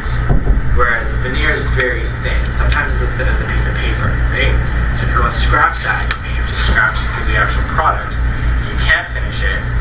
You can't refinish it because you've now damaged the whole product all the way through. Whereas this product you could probably sand it, buff it out, and then refinish it, right? So there is a difference between like hardwoods and softwoods. So some softwoods out there that we're dealing with, maybe like a Douglas fir or spruce. So we're probably installing these things maybe as entry doors, sometimes baseboards. That's more, I would say, we're playing off of that, maybe like that Whistler kind of feel. We kind of play with these kind of woods. It is a softer wood, so what softer does is it can nick or dent easier. The absorption rate of moisture is completely different too, right? So it's more likely maybe to swell, maybe to crack, maybe to buckle. So this is the bathroom we finished up in Lions Bay. In this bathroom we actually played with wood. We put wood into a shower, right? So most people will push away from that and say, why would you put wood in the shower? But it's how we treated it, right? So the reason why we did this was, so here, that is all wood, and then this is all wood here, and it goes into a countertop, right? So the reason why we did that was we wanted to make the space feel bigger. This is a very small bathroom, it's a master bathroom. But by building these here, it makes your eye draw left to right, so it makes the space feel big. This is small. This is only like 3 feet, 3 feet, 2 feet, right? So it's an 8-foot bathroom. And they wanted lots of storage, right? So we wanted this all to kind of pull away and hide. But it's how we finished this product, right? So we finished this with a marine grade finish, suitable for moisture, but it's also food safe, right? So we actually figured out the exact finish to go on here, where we're able to put this into a moist room. One thing that you don't see though is that there is a window right here, there's a fan above this, and this is all open. So there should be no condensation sitting in this. Yep. Where is the floor? I cannot see the floor. The floor? Yeah, it's the picture it looks like here. Yeah, floor's down here. Oh, floor's down here. Yeah. So the counter is this level, or where is the counter? This way. The right side. Countertop. Where is the counter? 1 second, I'm going down. 右边这个水龙头。 How high is your cabinet? So many questions. I cannot understand it. No? Okay. Yeah. Where is the countertop? Where is the counter? Okay, so The right side. floor's down here. Yeah. Okay. This is a whole wall up here. Yeah. So going this way. Yeah. This is your shower head, right? How high is the faucet? And then this is the panel of glass. And then this is their sink here. And this countertop, right? So the countertop is at like 32 inches. And I think this faucet's at like 38 coming out of the wall. So the faucet's coming out of the wall right here. And then that's there, right? So we got the countertop right here. And the faucet's on the wall coming out, right? So this wood wraps technically like that wall. And then this wall here. So that is not the countertop for the. This? Yeah, it's not. No. So this is my like shoulder height. Oh, sure. So what this is so what we did is in the shower, we wanted to build a niche in here, right? But we didn't want to build a niche and make it look odd. So we actually took the shelf the whole length through, right? And then we just tile back here. And then we put, these things here are actually under cabinet lighting, but they're designed for wet rooms. So they can go in like a steam room or something. So they're okay to sit in the shower. And then what they wanted storage in this bathroom, right? So if you go build like wood storage, it would make the space feel shorter. So this here is about 12 inches deep. So this is actually a quartz product. So this is Caesar stone, typically used on countertops. But what you do is like these will push pop open, right? So all in here they have all of their toilet paper or their shampoo bottles and extra things. And same thing up here to the ceiling. But then what we did is we actually have the plumbing running through the back wall, and then the diverters here, and then the shower arm actually hits there and there. So it's thought out, right? And then we actually have the glass that runs through this, down here and through there. So in the shower, water won't get out into this space. So they can actually use this for there's shampoo bottles, there's loofah, things like that, right? So you want to make a niche is, combine everything together, not like a separate. Yeah, I mean this glass divides it, right? Yeah. So like here they can just do whatever, but then and there's a window right here on this wall. So like we put the mirror strategically here, so when they're in the mirror they see the view. If this doesn't make sense, I can send this out, or like we've got photos that we can send if you wanna, if anybody actually wants to like take a look at it later on. But my main purpose on this was just saying that when you're using wood materials, like we say, like don't put them in wet rooms, don't do this, don't do this, don't do this, which don't, right? But if you want to, understand the finish. That's all, right? So the finish that we worked with on this was it's a marine grade. Yeah. How you treating this?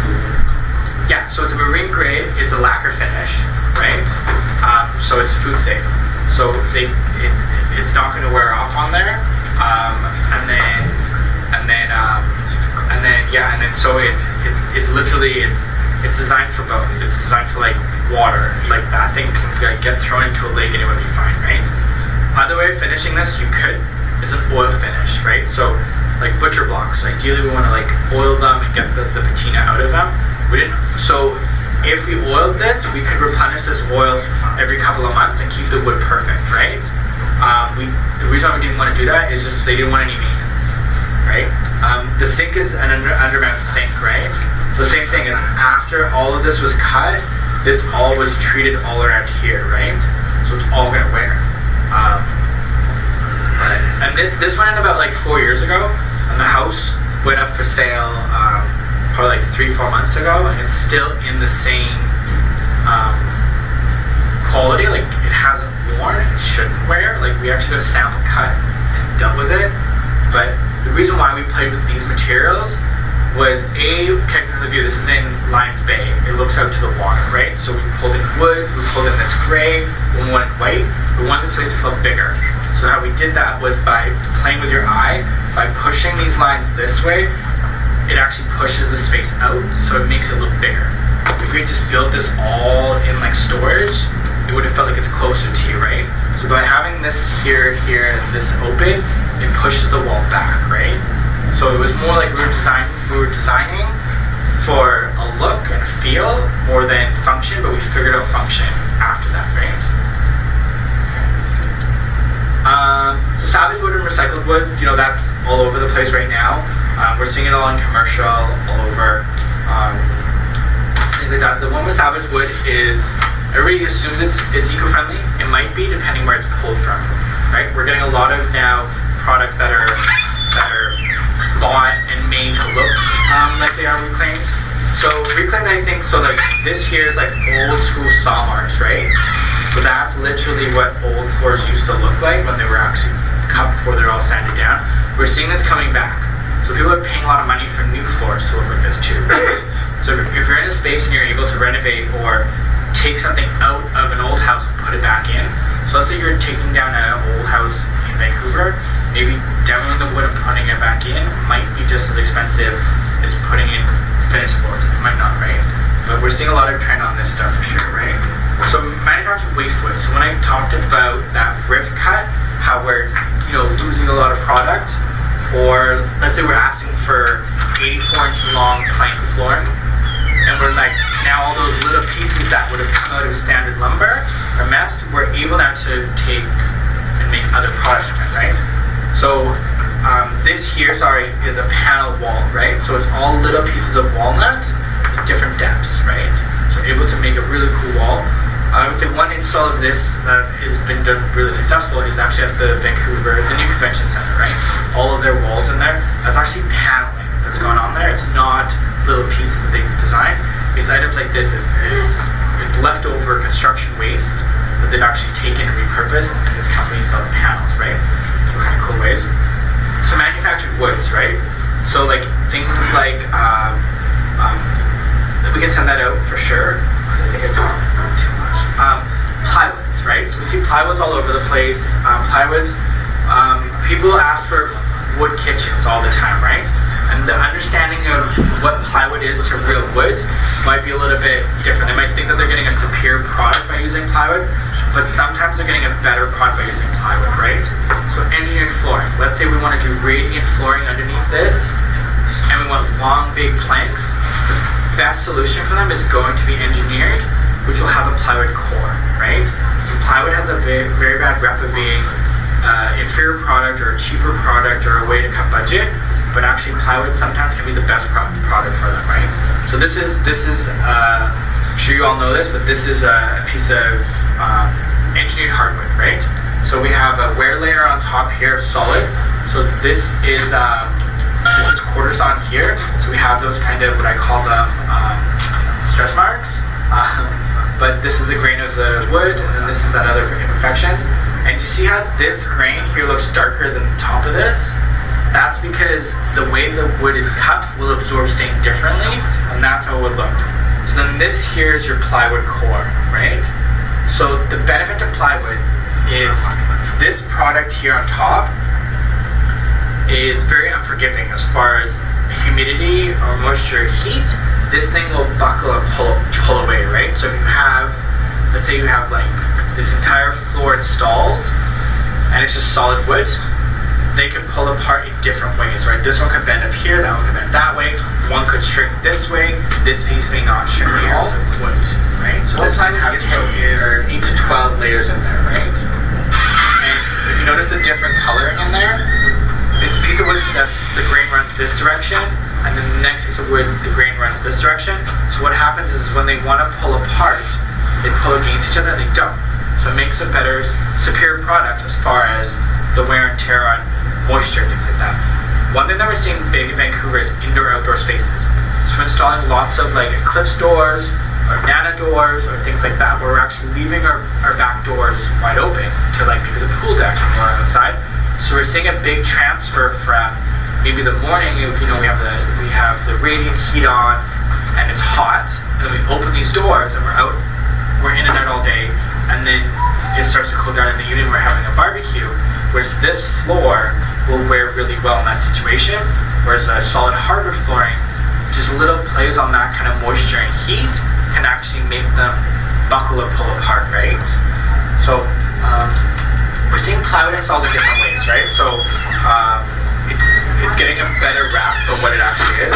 So Blueland, we're seeing this more in construction behind the walls, but we're now starting to see it come through more decorative. So it's literally, we're able to form it, right? We're able to play with the form and bend this material right now. So these are bent with like steam and heat to actually form it into the shape. We can play with that stuff, right? So fiberboards, we're seeing this in a lot of cabinetry. So like laminates, things like that to make. Fiberboard is not the best product, but it's pretty much recycled, chewed up wood. There's like resins and glues to make it stable and form together. The one thing on this is we get precision cuts, right? So we can cut this to whatever we want on like a CNC machine. If we wanted to, we can edge band it. It's a cheaper solution. If water actually gets involved in this, it's going to swell and not do well for the product. Same as MDF. So MDF, we're able to literally sculpt this thing with machinery to like exact looks, right? Whereas other materials like solid wood, things like that, we're not able to. So same thing, if water gets in there, it's kind of done, right? OSB board, same thing, we're seeing that in construction, but we're actually seeing it come into more decorative, things like this. So you guys probably do this all the time, like restrictions on seasons, right? There's more moisture in the air, different ones, and wet and all that kind of stuff to play with mold. So is this the best form to build our structures? Maybe, maybe not. I mean, these don't act really, really well with moisture, but it's what it is. Yeah, so EcoWood products, I already talked about these guys, right? So it's actually a recycled wood product that looks like an oak or whatever it is. It's printed on. The benefit is if we wanted exotic woods that we don't want to go cut down, not well growth forests for this stuff, like jatobas or things like that, we can print it, right? Which is great. But if we're trying to mimic like a roof cut oak or something that is sustainable, it might not be the best product, right? So price-wise, reason-wise, well, it depends on your supplier. Like ideally, like this EcoWood stuff, I would say should be cheaper, but you might be dealing with a cabinet maker where he'll tell you it's the same price and he'll make more money off of this stuff, right? So that one's supposed to be cheaper. I would say that's cheaper. Yeah. Than a good, like, than a good. The retail is different? Is it obvious? Not like, I mean, if we saw a raw sample, yes. When it's finished in the house, no. So then we can tell which kind of product they use first. Well, if it's spec correctly, they shouldn't, like, if it's spec, like, if you just tell them I want an oak kitchen, then they've got freedom, right? But if you're specing the exact oak, and you're telling them it's a natural veneer, then if they switch it out, they just broke your contract, right? They didn't provide what they were supposed to provide, so. But we cannot recognize that, and how do we know they are? Yeah. Well, Well, is that obvious to tell it's different? like the raw sample, yes, but the finished sample, no. Like this kitchen here, like that kitchen there, yeah, like you can't tell. That's supposed to look like Griffith oak, and you can't tell. Yeah. But in a couple years from now, when it actually starts to fade, if it's not protected properly, like with UV protection in the top coat, then yeah, they'll know for sure. And our first experience with this, we actually in a showroom we built an island, and we put it on two sides of the island, and one of them had south-facing windows, and one side of the island, and it was like a total look. One side of the island, so it was like this kind of color. One side of the island turned to gray, and the other side of the island stayed red. So the veneer won't be like that? Real veneers will age and change, but not like that. Let's say you install like cherry flooring, and you leave like an area rug on the floor. Let's say you take the area rug out in like 2 years, there will be a little bit of difference of the way that's treated. That's kind of aged, but it will catch back up. So if you remove that rug for, let's say, another year, they'll catch up in age, whereas this product won't. It's gone, right? It will not come back, right? Same as like cabinetry doors. Like let's say you've got a client that needs to replace one cabinetry door, and they're going to refinish it. So they'll take the initial door and they'll try and refinish it to the outside. And like don't let them. Make them finish the inside of the door. So on a cherry door, the outside will have aged already, and the inside will not have aged as much. So if they finish the door to match the inside, when you hang that door in for your customer, they will tell you that it doesn't look the same because it won't look the same. But in like 6 months, it will catch back up, and then moving forward it will. Whereas if you match the outside, kind of color match that, what will happen is that one will start to get darker faster, and then it won't match. So things like that, and yeah, that you can find out. Flooring, like I said, there's tons of flooring. We'll go through this a little faster because I got some stuff. So flooring, we're seeing a lot of hardwoods, right? So we're looking at things like strip flooring, plank flooring, or parquet. That's kind of the three main words out there right now for flooring. So typically with strip, we're looking at 2.5-inch tongue and groove, right? So that's solid wood. So like I said, talking about the grains, there is like, that's what we would see, right? When they're cut. So that's how you would know that it's solid wood, right? If you're dealing with solid product. So that's typically called strip. So it's solid wood. We're seeing this anywhere from like maples to teaks to oaks all the way through. This product typically will get installed either pre-finished, like nail and glue, or it will get finished in the house, right? So it'll come in raw material, they'll stain it, they'll sand it, they'll clear coat it, and all that kind of stuff. That's typically what it would look like old school, right? We're seeing a revise of this stuff, right? It's kind of coming back. So plank is typically like a 3 to 8 inch wide, and it's typically on plywood backing, right? So this is now an engineered product typically, and it's got the same type of thing as the other stuff. Parquet is pretty much saying that we're installing this thing in different patterns. That's pretty much it. So right now I would say like herringbone, chevron, those type of patterns are getting popular. I don't know if they'll stick around, but it's a different type of thing, right? And they're typically thinner. They're typically made from like an oak or a maple, unless we're getting super creative out there. So color processing. So there's difference. There's infused, there's burnt, there's stained, which is the norm. There's oil, and there's UV penetrated stains. Okay. So stained is just normal. Like they'll take the wood product, They'll sand it, they'll condition it, they'll stain it, they'll wipe away the stain, and they'll put a top coat on, right? So typically there's UV protection standards these days, ammonium oxide that's in there, so it wears really well, right? So I don't know if anybody's ever played with this type of product before, but we're seeing literally, we're getting planks and there's no coloring added to it. It's just getting flamed and burnt, and then it's getting wire brushed off, and that's it, right? And then they'll put a little oil or a top coat on there, so they get to see these grain marks, right? So it's kind of out there, it's kind of coming. I don't know if it's gonna stick. So infused. So when we stain a product, it typically penetrates a little bit, right? So infused, this actually goes into like a steam bath, and it actually gets penetrated all the way through. So we get like a green floor all the way through, right? So if you wanted something organic like this, what it does is it actually pulls. Has anybody put like flowers in food coloring before? And like it's a white flower, and now like with the food coloring, you put like blue in there and it turns into a blue flower. It's kind of like that. It kind of goes inside out, but you still get to keep the integrity of the veining, right? Because when we stain, a lot of times when we stain dark, we hide a lot of the veining, right? So that's infused. So I already talked about bamboo. I totally dissed it, but so this is called strung bamboo. So what it is I don't know, it's not little pieces of bamboo put together. What they've done is they've actually dealt with it with, heat, moisture, water, chemicals, all kinds of things, and they've actually pulled all the strands apart, and then they put the strands back together to make it into planks, right? So that process to make that is not eco-friendly at all, right? So oiled floors. Has anybody installed oiled floors before? No? So oiled floors is natural flooring. There's a coloring that goes on there, and it's literally oil. So does anybody have a butcher block at home that they kind of oil, or maybe a frying pan or something that they season with oil, or just the same thing like that. So what you would do is the floor would be natural. It would just be wood, just like this bench. So if you go drop, let's say like oil from a pizza or certain spices, it can stain it. Whereas when you oil the floor, that adds a protective layer on there, and you just have to keep adding it. So you can add that with a mop.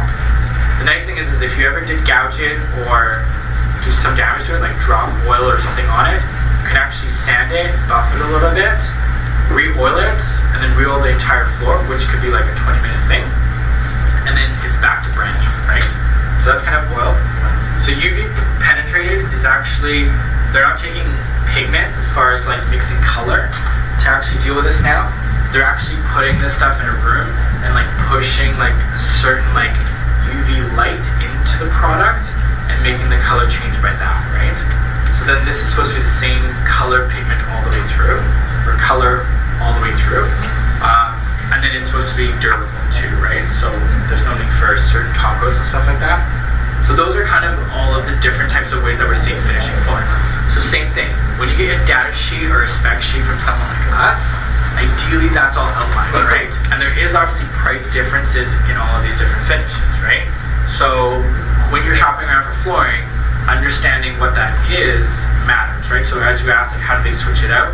Same thing on this, right? If you're getting quoted on an oiled floor and somebody's trying to sell you something different, there will be a price difference, right? Engineered flooring, as I said, there's different types of sheets in there to make it the plywood, different types of flooring thicknesses. So one thing, like I talked about that tile thickness, right? To the hardwood in that one house, how they have that transition, you could maybe counteract that by installing the correct thickness of engineered product. So we could order this thicker or not. There's no real benefit to ordering any product thicker. A lot of people they'll be at like Lowe's and they'll hold up two pieces of hardwood if one is thicker than the other. There's no real benefit. The only benefit is going to be your wear layer, which is this thing here. So that top coat there, how thick that is, will be the most beneficial on both solid or engineered.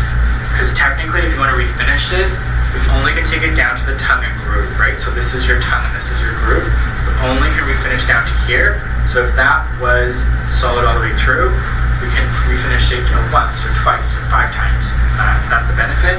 And then the material that's in here is what matters the most. thickness on the overall product doesn't matter, right? Ideally, if this is oak, we want this to be oak. Because what happens is oak will bend the same with the same type of humidity, right? So if we did like let's say like a maple and then a poplar and then an oak on top, all three of those are going to play a little bit different, right? Whereas if they're all oak, they're all going to play exactly the same. And if one's trying to bend, because I said the grains run differently, if one tries to bend this way and the other tries to bend this way, and they're exactly the same ratio of pulling apart, they won't pull apart, right? So laminates, great product. Laminates are come a long way for sure. So laminates are pretty much where I can send this out, but we've got a top layer, or we got a back layer, we got a fiber core, so that's typically like an MDF product or something like that, something man-made. We got a decorative layer, which is it's literally a piece of paper that they will slide in right before it finishes, and that's just the pattern. So it's literally a piece of paper that's printed on to look like a wood product, and the top coat is like the wear coat is top coat is typically like ammonium oxide coating or something like that to wear, right? Vinyl planking, we're seeing this coming through. So vinyl, it might be like 50% recycled vinyl. There's a fiberglass core in the middle, and then there's vinyl on the bottom again. This is printed on and stamped in. So the nice thing about vinyl is it will not wear away with moisture, right? It won't buckle. You can put this thing in a bucket of water, and it won't swell. It won't harden the finish. It won't harden the color, anything like that. So we're installing these in a lot of commercial applications for sure, right? Hospitals, places like that, clinics. We're actually seeing these going into homes now. So running the same flooring, maybe it's somebody that is wheelchair accessible, or basements, or things like that, where accidents are more prone to maybe dogs or oils or things like that. Whereas this product will be sustainable over the long term, and it will wear really well. It won't cause moisture issues. It won't mold. It won't have smell issues or anything like that. And then also, this product bends with the floor. So if it's not the perfectly finished floor that's going on top of, this product can't get installed. Whereas if it's a wood product or a tile product or something like that, we have to have a perfectly plumb floor, right? So as I mentioned, there's kind of like that wear layer, there's a printed, and there's the two bases. So like those would be two different vinyls with a piece of fiberglass in between. So the fiberglass gives it that stability. So I can send all that out. Yeah, this is a peel and stick one.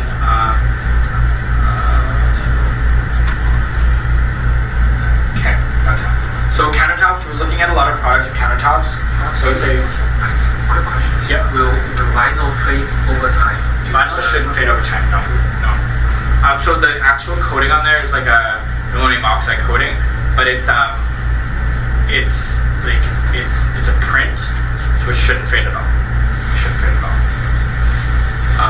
So laminates, we're still doing a lot of laminate countertops, not as much as before.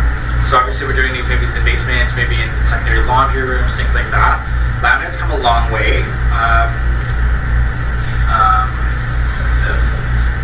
Like it's not the best with like hot pots, hot things, whereas like natural stones and stuff like that can be.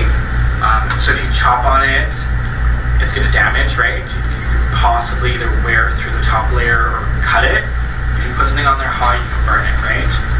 So we're not putting these in super high traffic areas. Also moisture, the core behind the laminate is just like laminate flooring. It's a composite, or it's a manufactured product, so it's going to be probably an MDF product or a particle board, which if water gets in there, it's going to swell, right? I'm sure everybody's seen that. So that's typical old school laminate, but they've come a long way, right? Like this is a large island, it looks like natural stone. They're taking high def photos now of products, and they're printing on the piece of paper that finishes the top coat of laminate. So laminate countertops are built exactly the same as laminate floors. But we're seeing pros in that kind of stuff, right? Wood countertops, I showed you that bathroom, we can send those photos out. But we're seeing a bigger jump in wood countertops depending on the area. Those are kind of the main properties of that stuff. It will withstand chopping, right? You could do an oil finish and replenish it. Some people like the wear and tear of wood. It's solid all the way through, so if you did stab a knife in there, it would wear exactly the same as if you didn't stab that knife in there. Whereas if you did that to a laminate, it would not wear as well. So we're doing lots of products like that. So quartz is probably the biggest countertop out there right now that's being installed. So quartz is 90% quartz product with resonant pigments added, right? So that was Breton technology that patented the whole kind of pioneer for quartz. So Breton technology, the licensing is expired. So some people now are playing with Breton, but they're bringing prices down by other additives. So right now the market, I would say, lower end quartz is getting replenished, and we're not installing all of the correct what the actual product was. So it's not food safe. We've had customers that have given feedback on this stuff as far as, you know, it actually eats away at their clothes, like things like that, right? It's not. So if you're going to deal with chem quartz, deal with like the correct brands and ask them for their data sheets, because it will actually tell you how much quartz is in there, and they're proprietary to what pigments are added, but there will be a percentage of what that is. So quartz is known for like not being able to stain, or it's stain resistant. You probably could stain it. It's not the best around fireplaces or heat. So a lot of people think that you can just put a slab of this on there. You can't. The pigments and resins are going to actually get brittle and crack over time. So we either have to add joints in there, so seams, like cut seams, or you just don't put it on there at all. There's other products I'll show you which we can use. So this here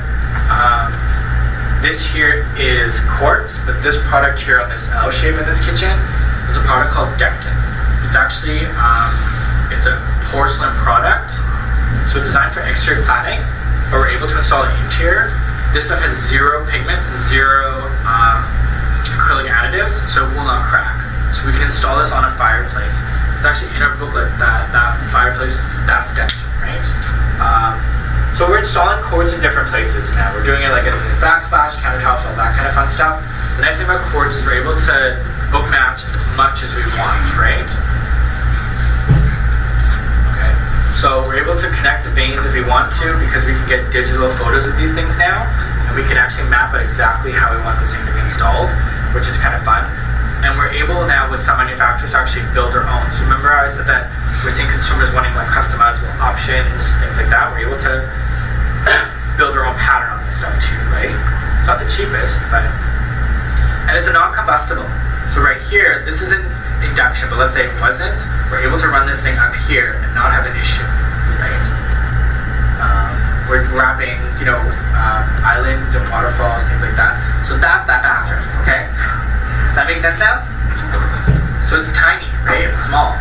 But so, go back to that design side. So to make this space feel bigger, we wrapped the same tile here and here, and had no baseboards. We took the same floor into the shower. So right here, that actually starts to slope into that linear drain. We had that window reflect off of this, but then this wrap to make that space push out. And the materials wrapped on both walls to make it feel bigger. Does that make sense now, kind of? Okay, cool. So concrete, we're getting asked a lot for concrete. It's heat resistant, it's durable, but it's probably not the most food safe, so we try and stay away from it. It's a pretty cool product to use though, if you actually enjoy it. This type of sink here will not be CSA approved, right? So if you're trying to install this in a home, that will not pass, right? So you can get creative on it. You could install a traditional install of a countertop and sink, and then you could switch it later, which is not something that should be said, but you could. This will not be approved, right? But the nice thing is we're able to customize it. So we're able to build in things like this drying rack, things like that, right? So this is typical forming of concrete, right? Where they build a form in your house.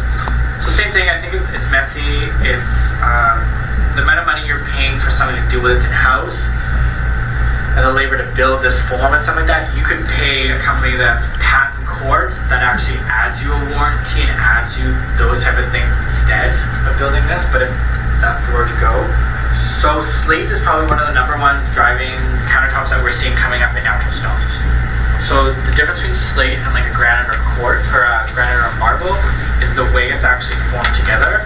So slate is like very thin pieces of paper of natural stone. That's how it's kind of like in the earth, kind of just like pushed together. So the nice thing is it's soft. So if you scratch this thing, you can actually buff it out and it goes back to original, right? You can wet this down and oil it, and it will enhance the colors, right? So it is a softer material. It's good with heat and all that kind of stuff for sure, right? And same thing, we can send this out if you want, but yeah, it's like thin layers. Typically, the natural finish that comes out of the earth is honed. It's not polished, right? Like we're putting chemicals and machines and stuff like this onto these stones to give them that polished look, which is not obviously the best eco-friendly or LEED certified way of doing it. But I would say Slate is pieces of stone. it is a piece of stone. Yeah, it's a piece of stone. So the difference between granite is just crushed like rock in the earth, just pushed together. Like a travertine, those things, it's literally water is kind of pushing sand and stuff together, and then that gets formed. But slate is just very thin layers of rock that's kind of getting pushed together in the earth. So that's when we cut it out, pull it out. It's manufactured. Or It's natural. It's natural. It's just the way the minerals and stuff are formed together. It's just a different way. Yeah, so we can get slate from Vancouver Island, right? I've never seen that. No, slate's pretty cool. I like slate. How about marble? Yeah, so marble is kind of like a travertine. It's the way it's kind of it's typically water that will kind of push to get the grain, and then it will get like compacted. Obviously, like millions of years of doing it, like all of these products are. But we use marble. totally. So marble, travertine, and slate are soft, right? They are. So we install it in bathrooms, kitchens, that kind of stuff. So all natural stone is going to be porous, right? So water or stains or things are going to penetrate through that stone. So we have to seal it. But I would say Which one is the most soft? Slate, soft. marble. There's marble, slate, travertines are all about the same in softness, but within that, some colors are different, right? But they are soft. Overall, I would say it's just like a marble, right? Yeah. But just the nice thing about this is just the way the actual stone is compacted together. If you do a surface scratch, it buffs out easier, right, than with the marble. We're able to get some of the stuff from Vancouver Island. Same with some granites we're able to get from Vancouver Island. So the footprint of getting a natural stone here, as far as cutting it out of like Italy, trucking it to a port, getting it in a container, taking it on a boat over here, getting it unloaded, going to a warehouse, then getting polished, taking it from Vancouver Island straight to here, would fit better with LEED and stuff like that for sure. Yeah, so that's a different form of it, right? So like there's a lot of different kind of looks. Like that's also slate there. So they're pretty beautiful. Like we can get all different kinds of looks. But they're typically darker. They're not typically light. So granite, as I mentioned, same thing as far as durable. It is a heavier, like compacted rock. So you can kind of tell by the cut through of what the rock is of what it like how durable. Stone is stone, pretty much. Yeah, it's not porous. So none of these things are porous, right? That's kind of where it comes from, right? So all of this here is wasted rock, right? Which they'll crush up into other things and do all kinds of things with it. Like there's a lot of machinery, right? They're blasting. So to cut this out here, there will be a machine that would come in and just literally cut that out. So a lot of water, a lot of energy, like gas or whatever to deal with that. There's cranes, there's peoples. And then this here, typically what they'll do is they'll drill down like these 5 or 6 lines, and then they'll throw some explosives down there and they'll pop it off, right? So to actually go through the process of getting this product is pretty big, right? To get to that result, right? As far as if we're talking about LEED and stuff. So that's marble. So marble goes the same way of extracting it from the earth, but it is softer than granite, but it has the same properties. So when it comes to stain, seal, witness, marble is same as marble. No, so marble, I would most granites are going to be harder, so like less likely to penetrate. Marble, travertine, and slates will be your softer ones, so easy to penetrate. You should seal all of them, the natural stones. So bathrooms, you're going to seal them based off of just water getting into the wall, right? In your kitchens, you're going to seal them based off of staining or food safe, right? Like you don't like chop chicken here and then you wipe it away, but it's in the stone. So easy way of doing it is what we do is when the kitchen gets installed in the bathroom, it gets sealed automatically, and then it's the chemicals and the cleaners that will actually eat away at the sealants, right? So we'll typically give our consumer a bottle of what cleaning product is recommended and ask them to just keep cleaning with that, right? So if they clean their marble with a marble cleaner, it will replenish the sealant, and they won't have an issue, hopefully, of it staining or the finish, the sealer wearing away. Whereas if they go and use like their Mr. Clean scrubbing pads and their cleaners chemicals and stuff like that, it's gonna eat away at the finish, right? And even with like quartz products, like a Caesar stone, we get called every once in a while, but their Caesar stone looks dirty. And it's not, what's happened is they're not using the correct cleaning product, so they're using like maybe like a Mr. Clean, and they're putting it on top of the countertop, right? So all they keep doing is they keep putting this product on there because it's not porous. So this product is now sitting on top of the countertop, and that's going to actually stuff's going to stick to it, right? So we've sent some of our guys out there, they'll just above the countertop, and you'll see it go from like white to gray, right? Or gray to white, because the countertop is dirty now and it's the cleaning product they're using, right? So when you get that data sheet from whoever, like someone like us or something, for your, let's say it's a Caesar stone countertop, it will actually have a maintenance and it will actually have a cleaning product attached to it, right? Yep. Sorry, what is the other one? Slate marble? And travertine? How do you spell Good question. Travin.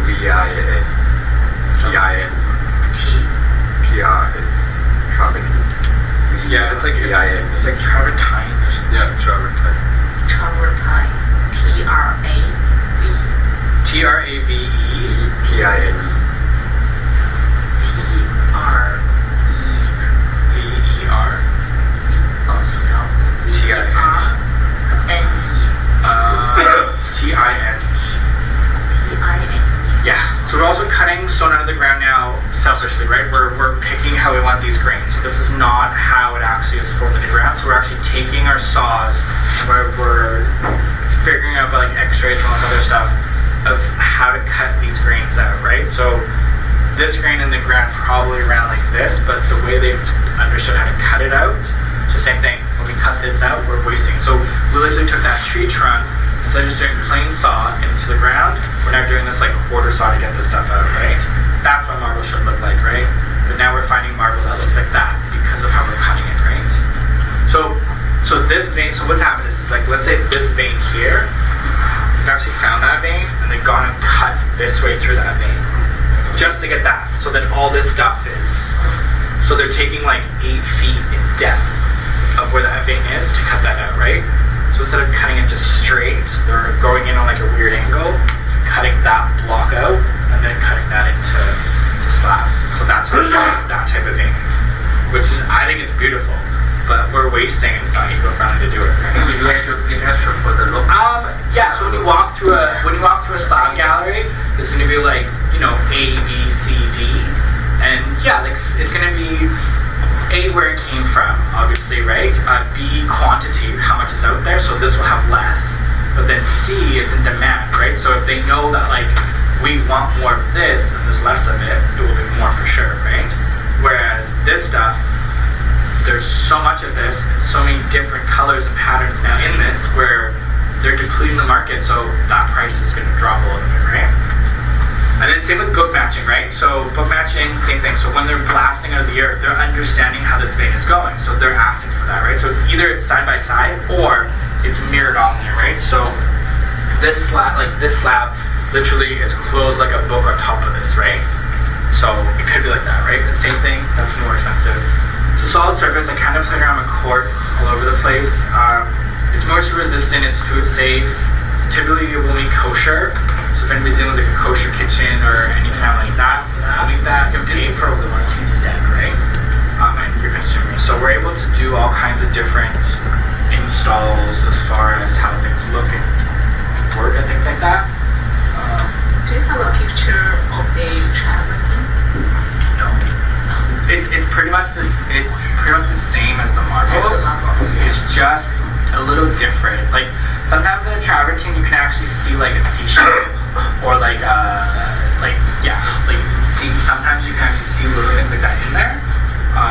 But it's pretty much the same ish as a marble, but it's just formed differently. So we see a lot of glass countertops. Glass is great. We have to understand what glass though for code on the thickness of the glass. Obviously, is tempered or not tempered. Pretty much how it's gonna crack. So when we look at a product, we're looking at it for like the worst case scenario, right? It's not like if this glass cracks, it's like when this glass cracks, right? So it's how, right? So is this thing tempered? Is it laminated? So that ideally for a countertop like this, we want to like laminate the pieces so if one actually does crack, it's able to hold it in, hopefully. Or if it's tempered, the way it will shatter instead of doing big shards of glass, right? So just when you're dealing with fabricators on this stuff, just understanding that. So anybody that will install correct products will know how to do it properly, right?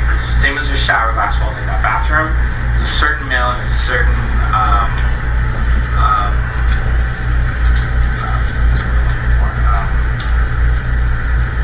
like the way it's tempered, right? So temperature is just like how it's baked and stuff like that. So glass is eco-friendly. It's pretty much sand, right? That's all it is. It's just sand heated up. It's durable. It's somewhat heat resistant, which people don't really understand that. So you can use this on certain backsplashes, the correct glass. It actually moves. So like this stuff is considered a fluid. It's not considered a solid.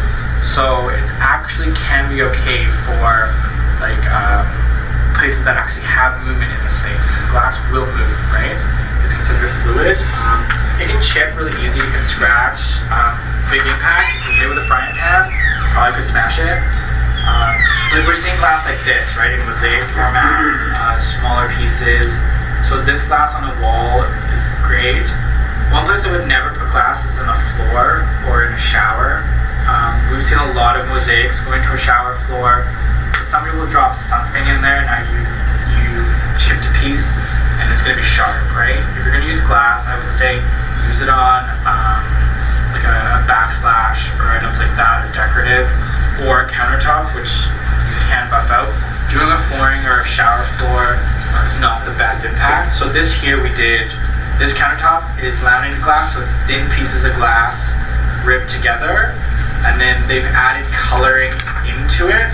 So when that actually gets baked, it just does its own thing, right? It just does its own kind of format, whatever happens to it. So each piece is going to be unique. And then the backsplash here is like a wallpaper, but we ran glass up here just to protect the wallpaper. So it doesn't always have to act as like a decorative piece. It could be there for a reason, right? So in that bathroom I showed you, was there to keep water in the shower, not water out. Here, same thing, right? Just keep water off of that backsplash without taking it away. So yeah, it's ribbed glass with that. So chance of this cracking is very slim, just because it's thin pieces of glass running this direction, and then it's being baked and it's being fused together when it was baked. So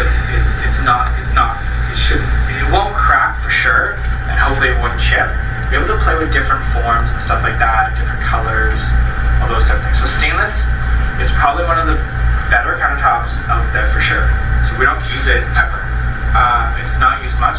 Two reasons why. We're able to form the sink into this thing, and we're able to make this one unit if we wanted to, right? So we can weld the sink onto there, so you have no issues with silicone, you have no issues with mold, none of that stuff. So stainless is considered an antibacterial item, right? So it won't nester and grow mold, right? So just like that shirt I showed you when we're kind of looking at consumers, the Lululemon, like why they have that stainless built in there, exactly the same thing as countertop, right? So this is usually used in commercial usages, but we're trying to play with this a little bit more into spice kitchens and things like that too, right? We're able to give it a little bit more beating. You can chop on this, you can literally defrost this if you wanted to, wipe it up and it's clean. It's not fostering mold and things like that, right?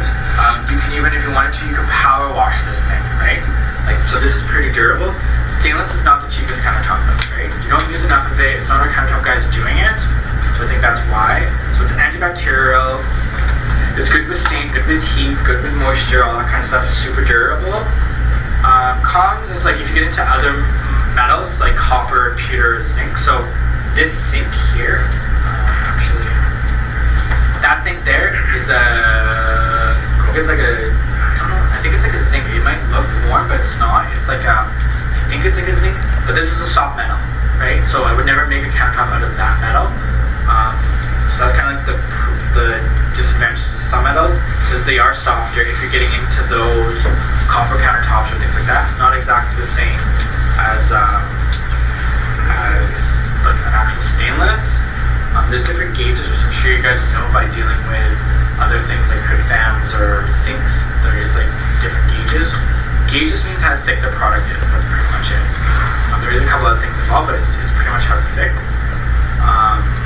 Yeah, so we're able to do cool details like this that we've done in the past. So we have recycled glass, which was a big trend. We try and step away from this. So it's durable, it's eco-friendly, it will match up with LEED. It's recycled, it's got concrete built in to the form. It can be durable, it can be easily cleaned, but the one thing is like when you chip it just like that shower floor, and it's not, nothing's tempered, none of that kind of stuff, right? So if one of these pieces come out, so chances are when you get in it's actually fabricated, they're polishing the edges, the guys installing it are probably going to do that. They're probably going to damage it before it actually gets installed properly. So yeah, the product they call paper stones. This is kind of actually made by paper. So this actually means LEED. So this is paper with different resins in there, and this is waterproof. This is food safe. This is all kinds of things like that. So it's solid colors. You won't see any like newspaper print, but it is actually recycled paper to make this, and it's actually called paper stone. Yeah, paper is kind of top but this has been out for probably about like 15 years, I would say. It's been a long time. Nobody markets it. So it's expensive. Not a lot of people know how to work with it, but it's a great product. That's kind of how it looks though. So it's a matte finish. It's kind of more that model look. So does that say high-end kitchen? Probably not, right? But is the look there for LEED and all that kind of stuff? For sure. That's what it looks like, kind of the playing with the layers and stuff like that. So it's pretty functional. So tile, this is where we're going to get into like a couple of showering things. Got a couple minutes left. So tile, we're seeing big format tiles going into bathrooms these days, which is stunning. I love it. So a couple things for you guys. Prep work, right? So when you look at an install of this probably sounds expensive, right? So that's why coming back to that initial kind of floor plan on asking the design team or architectural team to actually give you correct hatching on what the tile format's going to look like. Because two things, your prep work on getting this completely level is going to be more probably than just a small mosaic tile. The seaming in here and the actual expertise of that tile needs to be great, right? So this is a porcelain product that's looking like natural stone. So this is your porcelain, they've got a high def printer, they print it on the tile, they've got to bake the tile. So porcelain tile can have the natural look for sure. We're able to play off of like more fun details, stuff like that. So this is the kitchen bathroom we actually installed. So this is large format, looks like marble. Some of the cool details that I think should be out there more is this is a ledge made out of quartz. So why we do that is it's a solid piece, we're able to actually play with the slope of that ledge, right? So we're able to push it from the wall. So that if we do tile, we have grout lines in there. Sometimes we tile make it so the water actually slopes to the back. So it's going to push away from mold, things like that. Porcelain tile, you don't have to seal it, right? So you have to seal like your natural stones, like your marbles. Yes, you don't. So this shower, just how we built this cubby, because that's typically one of your majority fault lines, is going to be that cubby. Is now we're hopefully pushing water away from it, and we're able to make it a little bit more watertight by doing those type of details. So just prep work So there's a different prep work between installing flooring, hardwood, right? We have, you know, drywall or flooring, baseboards that kind of hide it. We're going just on a typical subfloor, whatever that might be in the municipality. Whereas when we hit tile, we're going to look different, right? We need that subfloor. We probably won't be doing baseboards, and we're going to have some sort of sheeting down there. We're going to have some sort of like probably crack prevention membrane down, right? We're probably going to put a heated pad under there. Then we're going to put mortar, and then we're going to put the thickness of the tile. One of the biggest things that I stressed in the beginning is that we're seeing the different transitions in heights, right? People are not thinking this detail early enough to understand what's going to actually happen. So our biggest thing is like right at framing phase or right before framing phase, if we can figure out those details, you'll know exactly what you have to do. So let's say we're putting hardwood in the whole top floor, but we're putting tile just in the master bedroom or master bathroom. Maybe we have to sheet up that hardwood more just to get to the same height as that bathroom, right? Because we have to put a crack prevention in there. We have to, you know, we're asking for a heated floor these days.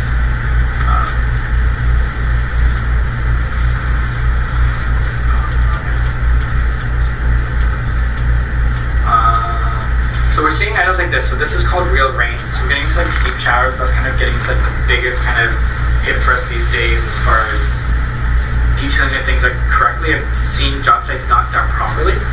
So this is a proper real rain. This is coming out in, I think, January, February, March-ish. So it's a shower head that acts like real rain. So if you look at those kind of drops, it's not like a typical rain shower head, right? So what this is telling us is that consumers are asking for more authenticity. We want more connections maybe to nature, all those type of things, right? This takes a different water input than other shower heads do, right? That's one thing that we see with rain heads.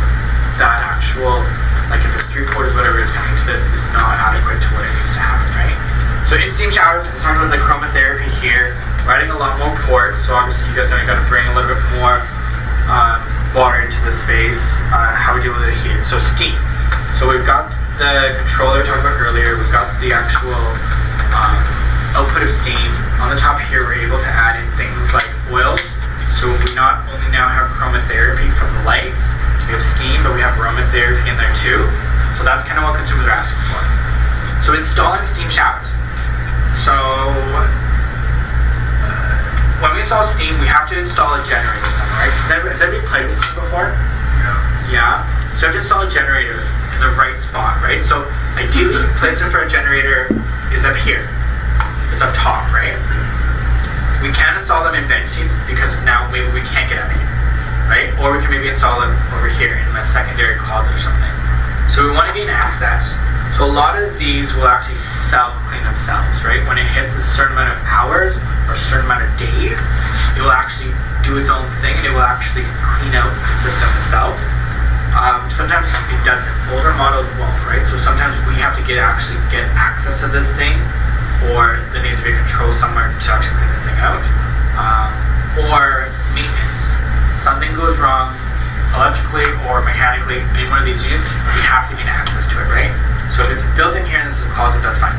So we're laying at a steam shower. We have to understand that. So put the extra energy into where this thing's going, the generator, because the way we kind of think in the office, it's like not if you need access, it's when you need access to get to this thing, right? So when we install a steam shower, as you can see here, there's a waterproof like membrane going on this, right? So this is cement board that's being installed in this whole bathroom. Cement board all the way through here and separate on the ceiling, right? So when we do with steam, we actually want to enclose the entire thing. We want to keep the moisture in, right?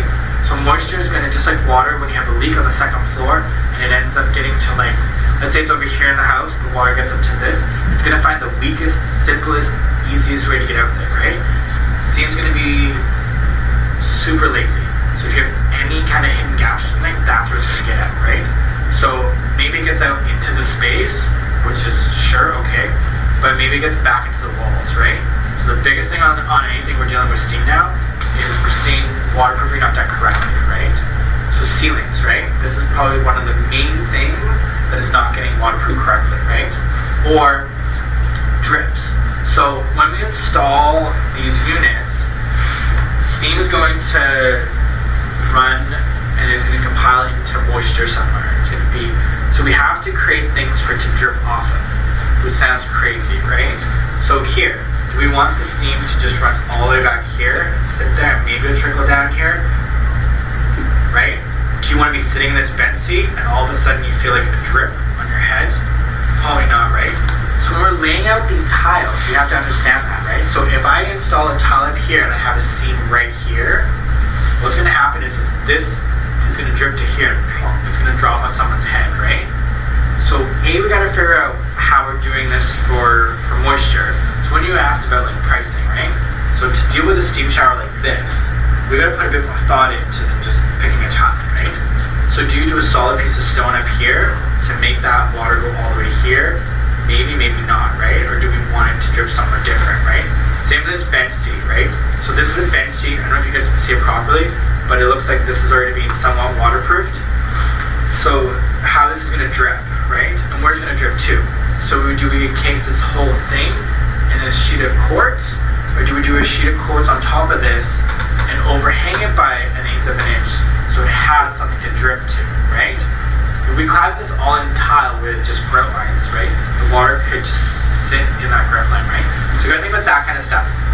I know it kind of sounds like this is kind of basic or maybe ridiculous, but it matters. Like when somebody spends, you know, maybe $10,000 or $30,000 on a steam shower, and the first time they use it, they sit on that bench seat, and they just get drips on their heads, like the first person they're gonna follow is gonna be me.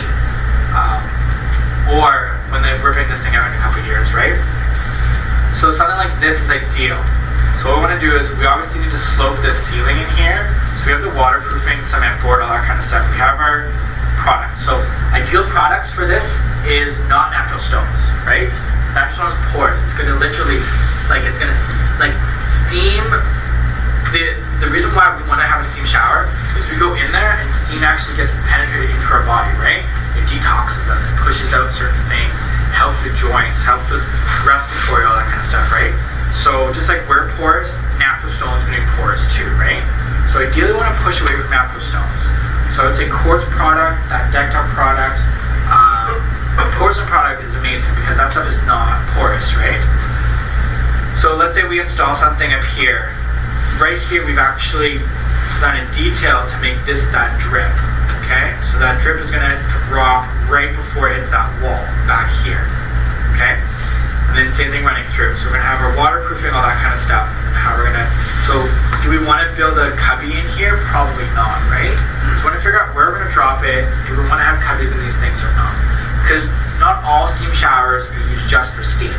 Some steam showers are going to be used for body jets, right? Or they're going to be the daily shower that everybody's going to take on.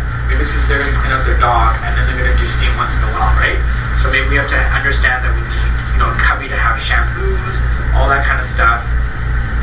Things to shave legs on. We need to have a bench in there, maybe to shave a leg and to sit on too, right? And then same idea on the floor. So we've created some sort of drip here. We don't want that on the floor, right? We want to push this as far away from this wall as we can, right? We want to push it to a drain over here. So as we created this drip detail here, we want to push away from that. So we want something to kind of angle and push it away to the drain, right? So I can send this out. When you get a steam kit, ideally we want to have a 2-inch slope, but that's changing depending on the shower and how we're dealing with how this thing is built. Obviously you want your glass tight all the way to the ceiling, so you're not making your entire bathroom filled with steam and you're dealing with condensation and stuff like that. You want to have the right ventilation built into the bathroom. But then one thing that we've seen too is, so when you're in a plumbing store and you're actually picking up the steam, buy the correct generator for that bathroom, okay? So if your steam shower is, let's say it's 40 cubic feet, make sure you buy the right generator for that, right? Don't buy one too big, don't buy one too small. Even if you have to manipulate the size of your shower to fit your budget, do it, right? Because what's gonna happen is, if you buy a steam generator that's too weak, it's going to work way too hard, so it's going to not give the right impact for the user using it, but that is chances it's going to wear out faster and you're going to have warranty issues. If the manufacturer ever comes out to your space, the first thing they're going to do if there's ever an issue with a steam generator is calculate your square footage or cubic footage in that shower, and if it's above or under what the requirements are, they will avoid their warranty, right? So you will have no warranty and your customer will not be happy.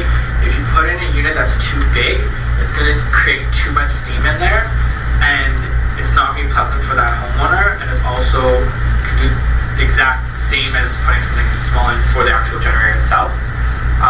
Ideally, we want to deal with like steel studs. We want to put in cement board. We want to clad the ceiling. We want to have that slope. We want to have a certain type of ceiling material and floor material in there. And we want to understand where the drips are and where we're pushing this product to. Does everybody have kind of questions about this stuff? Because according to 2 inches per foot minimum, right? So it's going to be lots of. Well, yes and no. Like, I mean, that's what's written for code for sure, but or that's what it's not code. It's that's what's written for like a requirement. From where? From the city or just from the steam unit supplier or from? That's like common. That's kind of pushed from NKBA, so like standards. Our experience, we're able to put a little bit less than that. So we'll actually figure out the generator and we'll figure out a couple other things, and then we're able to battle that for sure, right? Because yeah, if you have an 8 by 8 foot steam room, like you're gonna lose, right, a little bit of ceiling height in there, which is fine. Like we do lose a little bit of ceiling height, and as you can see from that,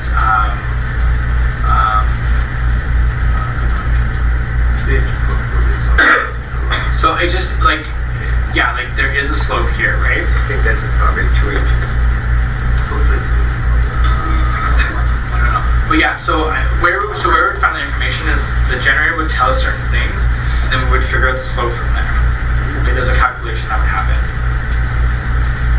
Okay. So waterproofing.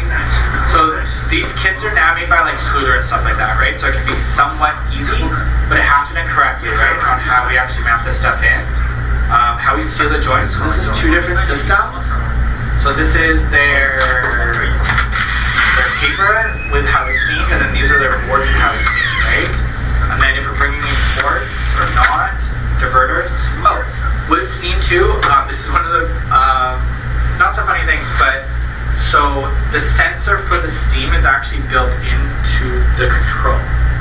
So a lot of guys will actually, let's say they'll install the steam generator here, and then we'll put the control right here on the wall right above it. So the steam will rise, and so ideally you want to put that probably half to 2/3 away from that in the entire shower, right? Because you want that temperature to understand the entire steam room, not just that one section. And you do not want to put this guy, the output, close to anybody's feet or anything like that either, right? If somebody's sitting there, like they can burn themselves, right? So that ideally is our responsibility, but you guys on site do need to show them. So this is a good example of an install, right? So we've got a bench seat here. There's a detail built in here for drips. The generators over, where is it? It's here somewhere. We've got a lip, which is fine. The smaller tile on the floor, sure. Everything's graded to get away from it, and things like that. And then the bench seat has a built-in drip right here, and then you can use that as a caveat under there.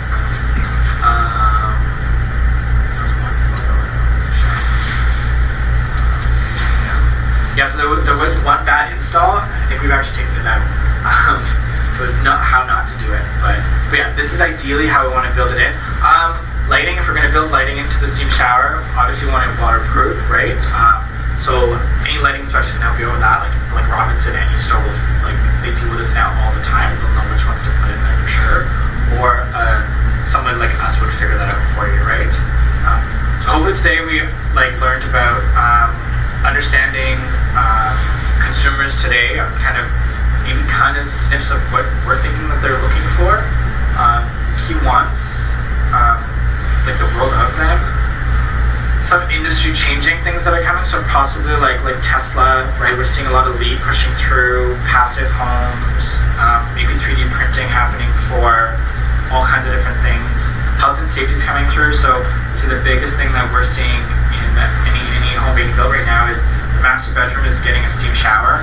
An intelligent tool is typically going into the powder room and the master bathroom. And then that's how technology is kind of playing through into that. And then difference between natural and man-made products and how we can use them, and hopefully how we can use them in steam rooms. And then some details on some seamless installs, and then how this kind of does connect into code and how we have to think on code all the time. And then we kind of went through all those topics, so hopefully like LEED was specified, different materials, consumer needs, all the applications, and just function-ish guidelines for those bathrooms. Okay, so does anybody have any questions? Have any questions? Thank you.